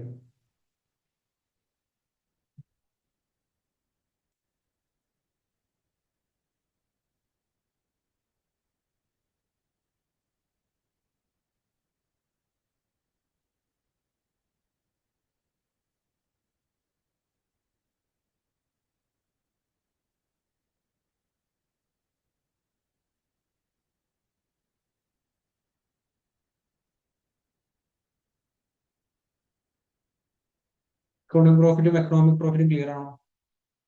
ക്ലിയർ ആണ്. അങ്ങനെയാണെങ്കിൽ നമുക്കൊരു ചെറിയൊരു എക്സാം ക്വസ്റ്റ്യൻ ചെയ്തോക്കാം. ഇതിന് ക്വസ്റ്റ്യൻ അങ്ങനെ ഉണ്ടാവില്ല, പ്രോബ്ലം ക്വസ്റ്റ്യൻ കുറവായിരിക്കും, എന്നാലും പഠിച്ച സ്ഥിതിക്ക് ഒരു എക്സാമ്പിൾ ക്വസ്റ്റ്യൻ കൊണ്ട് എഴുതിയാൽ മതി.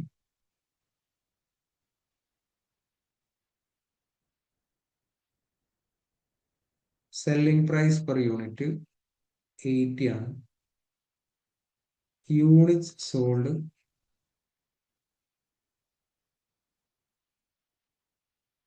50,000 ആണ്.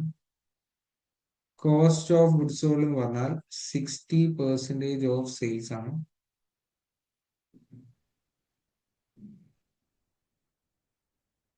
ഓപ്പറേറ്റിംഗ് എക്സ്പെൻസ് 6 lakh ആണ്.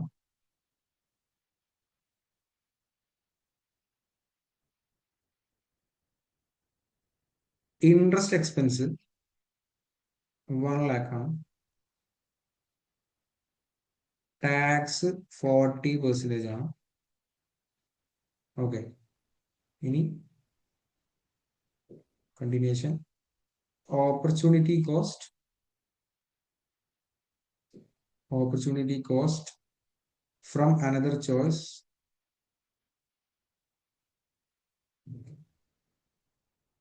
Is 2,40,000.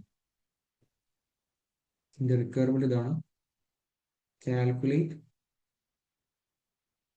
Accounting profit and economic profit. നിങ്ങൾ ഇൻകം സ്റ്റേറ്റ്മെന്റ് വരയ്ക്കണമെന്നൊന്നുമില്ല. സെയിൽസ് എത്രയാണെന്ന് കണ്ടുപിടിക്കുക. നിങ്ങളുടെ അക്കൗണ്ടിങ് എക്സ്പെൻസുകൾ എന്താണെന്ന് മനസ്സിലാക്കുക, അതൊന്ന് ലിസ്റ്റ് ചെയ്യുക. നമ്മുടെ റവന്യൂ നമ്മുടെ അക്കൗണ്ടിങ് കോസ്റ്റ് ലെസ് ചെയ്താൽ നമുക്ക് അക്കൗണ്ടിങ് പ്രോഫിറ്റ് കിട്ടും. അതുപോലെ തന്നെ നമ്മുടെ റവന്യൂ ടോട്ടൽ എക്സ്പ്ലിസിറ്റ് കോസ്റ്റും ഇംപ്ലിസിറ്റ് കോസ്റ്റും ഒരുമിച്ച് ലെസ് ചെയ്താൽ എക്കണോമിക് പ്രോഫിറ്റ് കിട്ടും.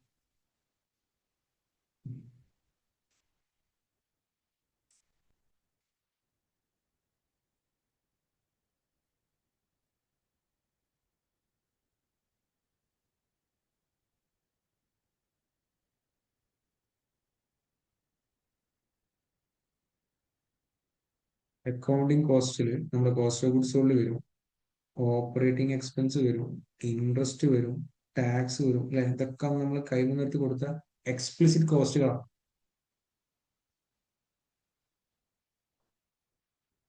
അതുപോലെ തന്നെ എക്കണോമിക് കോസ്റ്റിൽ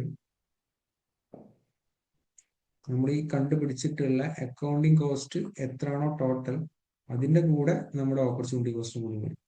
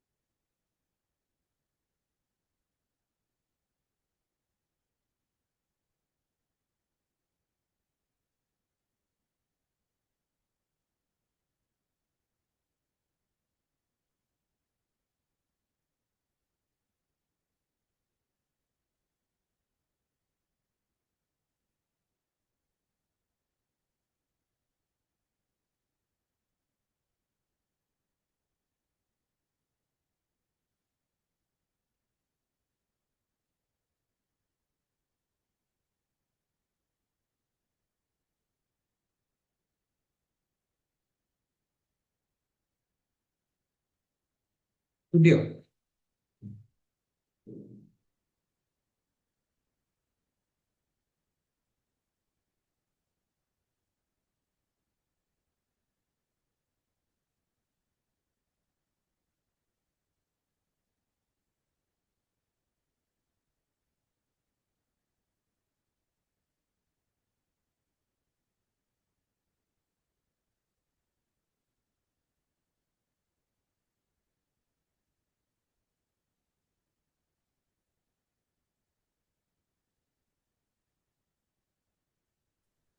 ഓപ്പറേറ്റിംഗ് പ്രോഫിറ്റ് ആണോ, അക്കൗണ്ടിംഗ് പ്രോഫിറ്റ് 4 lakh ആണോ? 4 lakh ആണോ? അല്ലല്ലോ. എത്രയാണ് ടോട്ടൽ റവന്യൂ? 40 lakh അല്ലേ? അല്ല, അതിന് കോസ്റ്റ്, ആ ഓപ്പറേറ്റിംഗ് കോസ്റ്റ് മൈനസ് ചെയ്യണ്ടേ?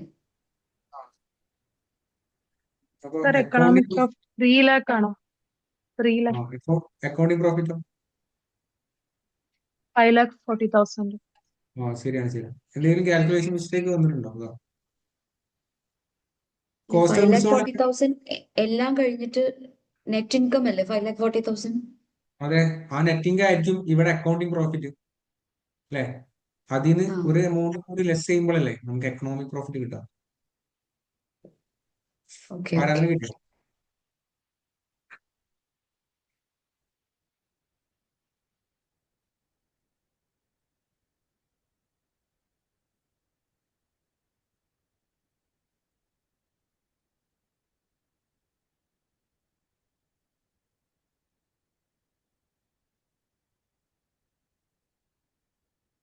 നമ്മുടെ റവന്യൂ എന്ന് പറഞ്ഞിട്ടുണ്ടെങ്കിൽ 50,000 യൂണിറ്റ്സ് ആണ്. ഇൻറ്റു 80 പെർ യൂണിറ്റ് ചെയ്താൽ 4 million അഥവാ 40 lakh അല്ലേ? അതിന്റെ 60% എത്ര കോസ്റ്റ് ഓഫ് ഗുഡ്സ് സോൾഡ് വരാം? 24 lakh അല്ലേ? 24 lakh. 24 lakh. Operating expense 6 lakh ആണ്. 6 lakh ആണ്. ഇൻട്രസ്റ്റ് 1 lakh ആണ്. ടാക്സ് എത്ര നമ്മൾ അടിച്ച്? 3,60,000. 3,60,000 അല്ലേ? അങ്ങനെയാണെങ്കിൽ 30, 33, 34, 60,000. 34,60,000 ആണ് നമ്മുടെ എന്ത് അക്കൗണ്ടിങ് കോസ്റ്റ് അല്ലേ? 34,60,000.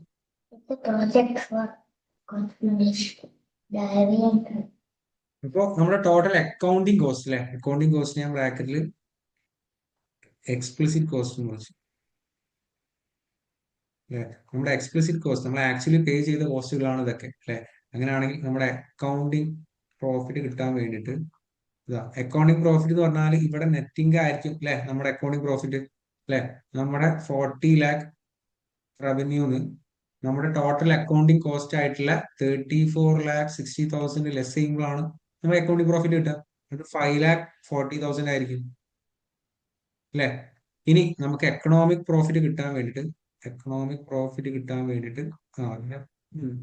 അതിന് മുന്നേ എക്കണോമിക് കോസ്റ്റ് ഞാൻ അവിടെ എഴുതിയിട്ടില്ല. അത് ചെയ്തിട്ട് ഇതാ നമ്മുടെ അക്കൗണ്ടിങ് കോസ്റ്റ് 34,60,000 മാത്രം അല്ലെ? അതിലേക്ക് ഓപ്പർച്യൂണിറ്റി കോസ്റ്റ് അല്ലെ? ഈ ഒരു ബിസിനസ് ചെയ്യാൻ വേണ്ടിയിട്ട് നമുക്ക് അനദർ ചോയ്സിൽ നിന്നും ഒരു ഓപ്പർച്യൂണിറ്റി കോസ്റ്റ് നഷ്ടപ്പെട്ടിട്ടുണ്ട്. അത് 2,40,000 ആണ്. 2,40,000 അല്ലെ? അങ്ങനെയാണെങ്കിൽ ടോട്ടൽ എക്കണോമിക് കോസ്റ്റ് എന്ന് പറഞ്ഞാൽ 37 lakh അല്ലേ? 37 lakh ആണ്. അങ്ങനെയാണെങ്കിൽ എക്കണോമിക് പ്രോഫിറ്റ് കിട്ടാൻ വേണ്ടിയിട്ട് ഇതാ അപ്പം ഈ എക്കണോമിക് കോസ്റ്റിനെ ഞാൻ ബ്രാക്കറ്റിൽ എഴുതി implicit cost plus explicit cost അല്ല, അതിന്റെ ഓർഡറിൽ തന്നെ എഴുതാം. Explicit cost plus implicit cost അല്ലെ? നമ്മുടെ എക്സ്പ്ലിസിറ്റ് കോസ്റ്റ് ആയിട്ടുള്ള അക്കൗണ്ടിങ് കോസ്റ്റും ഇംപ്ലിസിറ്റ് കോസ്റ്റ് ആയിട്ടുള്ള ഓപ്പർച്യൂണിറ്റി കോസ്റ്റും രണ്ടും കൂടി ആഡ് ചെയ്യുമ്പോഴാണ് നമുക്ക് ടോട്ടൽ എക്കണോമിക് കോസ്റ്റ് കിട്ടുന്നത് അല്ലെ? ആ എക്കണോമിക് കോസ്റ്റ് നമ്മൾ റവന്യൂ ലെസ് ചെയ്യുമ്പോഴാണ് എക്കണോമിക് പ്രോഫിറ്റ് കിട്ടുന്നത്. വളരെ സിമ്പിൾ. സോ എക്കണോമിക് പ്രോഫിറ്റ് കിട്ടാൻ വേണ്ടിയിട്ട് 40 lakh minus accounting economic cost. ഇതാ എക്കണോമിക് പ്രോഫിറ്റ് കിട്ടാൻ വേണ്ടി റവന്യൂ മൈനസ് എക്കണോമിക് കോസ്റ്റ്, അതായത് 37 lakh, അതായത് 3 lakh അല്ലെ? സിമ്പിൾ ആയിട്ട് നമ്മുടെ അക്കൗണ്ടിങ് പ്രോഫിറ്റിൽ നിന്നും നമ്മുടെ ഈ ഒരു ഓപ്പർച്യൂണിറ്റി കോസ്റ്റ് ലെസ് ചെയ്തിട്ടുണ്ടെങ്കിൽ നമുക്ക് എക്കണോമിക് പ്രോഫിറ്റിലേക്ക് എത്താൻ പറ്റും അല്ലെ? സിമ്പിൾ അല്ലേ? സിമ്പിൾ.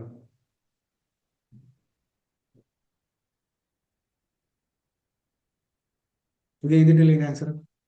5,40,000 2,40,000 ഡയറക്റ്റ് അങ്ങനെ ചെയ്തു. അങ്ങനെ ചെയ്യാം. ഇതിന്റെ ഒരു ഇത് ഇങ്ങനത്തെ സിമ്പിൾ ക്വസ്റ്റ്യൻസ് ഒന്നുമില്ല. ഇതിന്റെ സംഗതി മനസ്സിലാവണം. അക്കൗണ്ടിങ് പ്രോഫിറ്റ് എന്ന് പറഞ്ഞാൽ നമ്മുടെ റവന്യൂന്ന് ടോട്ടൽ എക്സ്പ്ലിസിറ്റ് കോസ്റ്റ് മാത്രം ലെസ് ചെയ്യുമ്പോഴാണ്. അതിൽ നിന്ന് ഓപ്പർച്യൂണിറ്റി കോസ്റ്റ് ആയിട്ടുള്ള ഇംപ്ലിസിറ്റ് കോസ്റ്റും കൂടി ലെസ് ചെയ്തിട്ടുള്ള പ്രോഫിറ്റ് ആണ് economic profit. Okay, so economic profit നമുക്ക് ഒരിക്കലും ഫിനാൻഷ്യൽ സ്റ്റേറ്റ്മെന്റ്സിൽ എവിടെയും കാണാനില്ല. നമ്മുടെ ഇന്റേണൽ ഡിസിഷൻ മേക്കിൽ മാത്രമാണ് ഇത് യൂസ് ചെയ്യുന്നത്. ആ ഒരു കോൺസെപ്റ്റ് മനസ്സിലുണ്ടാകാൻ പിന്നെ എങ്ങനെ തിയറി ബിസിനസ്സിൽ വന്നാലും ഈ കോൺസെപ്റ്റ് വെച്ച് നമുക്ക് ക്രാക്ക് ചെയ്യാൻ പറ്റും.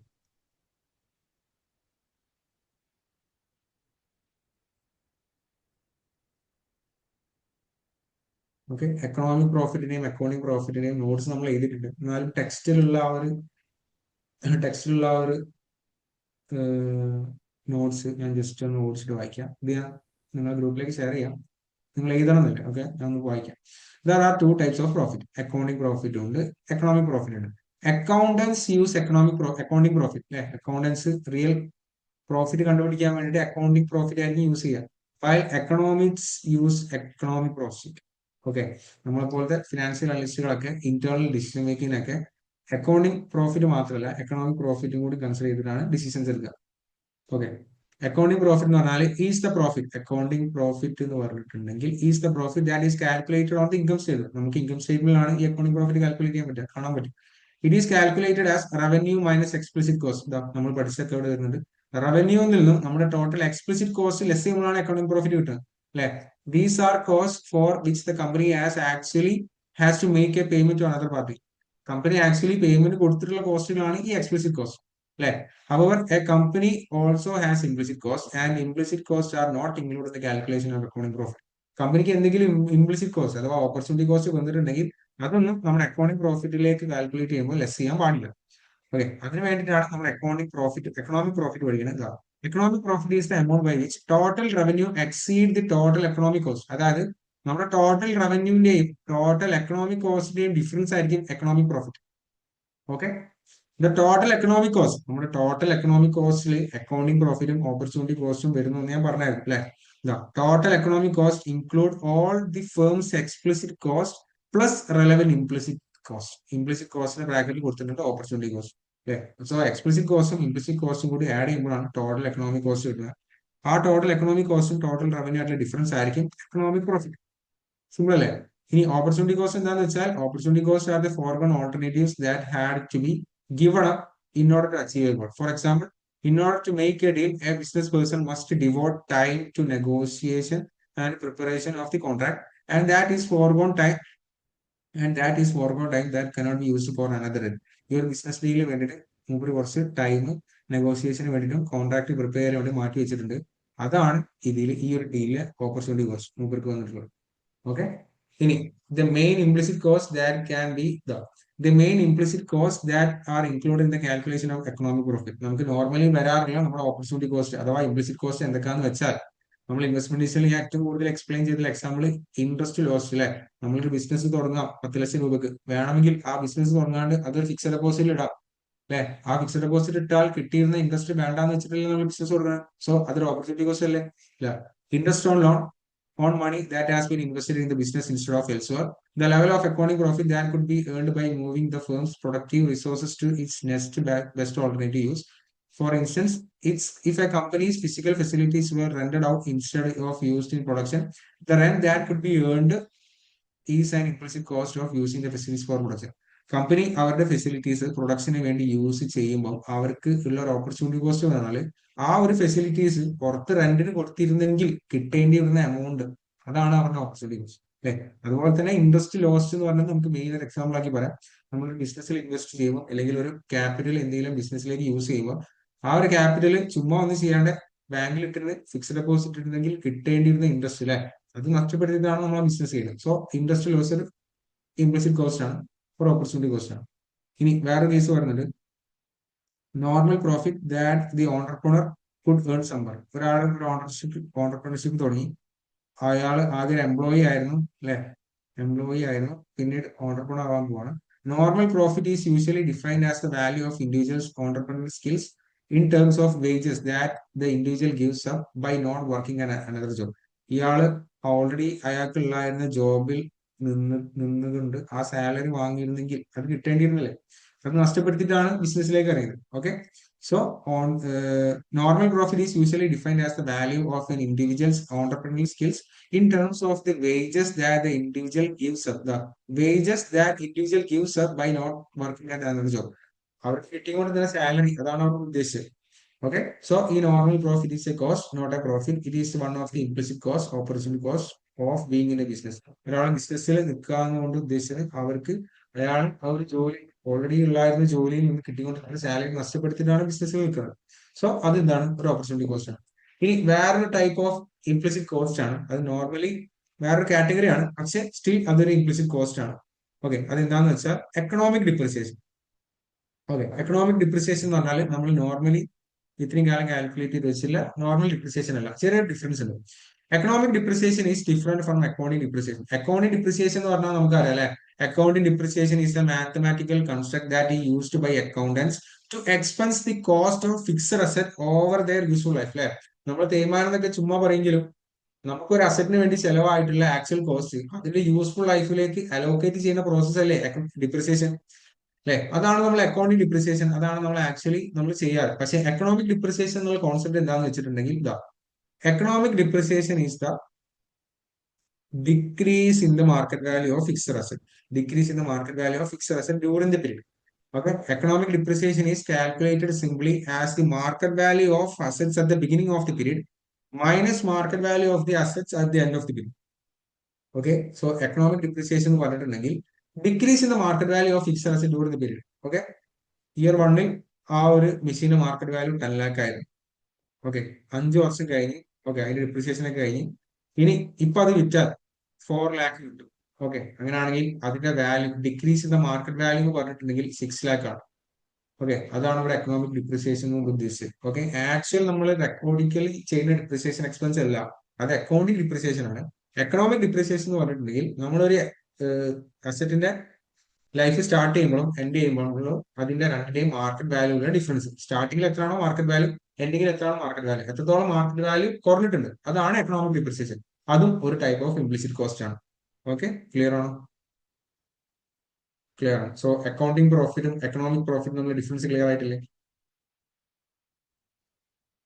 ക്ലിയർ ആയിട്ടുണ്ട്. സോ ഇനി നമുക്ക് സ്പെഷ്യൽ ഇഷ്യൂസിലെ ഒരു ടോപ്പിക് മാത്രമാണ് ഈ അക്കൗണ്ടിങ് പ്രോഫിറ്റും എക്കണോമിക് പ്രോഫിറ്റും. അതുപോലെ തന്നെ ഒരു 2-3-4 ടോപ്പിക്കിനും പഠിക്കാനുണ്ട്. ഓക്കെ, മേ ബി നാളെ 2 ദിവസത്തെ ക്ലാസ് അല്ലെങ്കിൽ മാക്സിമം 3 ദിവസത്തെ ക്ലാസ് അതേ നമുക്ക് ആവശ്യമുള്ളൂ. ഓക്കെ, 9:12 ഷെഡ്യൂൾ ഞാൻ നാളെ കാണിച്ചു തരാം. ഓക്കെ, സോ വേറെ എന്തെങ്കിലും ഡൗട്ട്സ് ഉണ്ടോ? ഇല്ല. സോ പറ്റുകയാണെങ്കിൽ സ്പെഷ്യൽ ഇഷ്യൂസിന് ഞാൻ പറഞ്ഞിട്ടുള്ള ടെക്സ്റ്റ് വായിക്കാം. ഓക്കെ, നമുക്ക് നാളത്തെ ക്ലാസ്സിൽ കാണാം. Okay, thank you. നാളെ 7:30.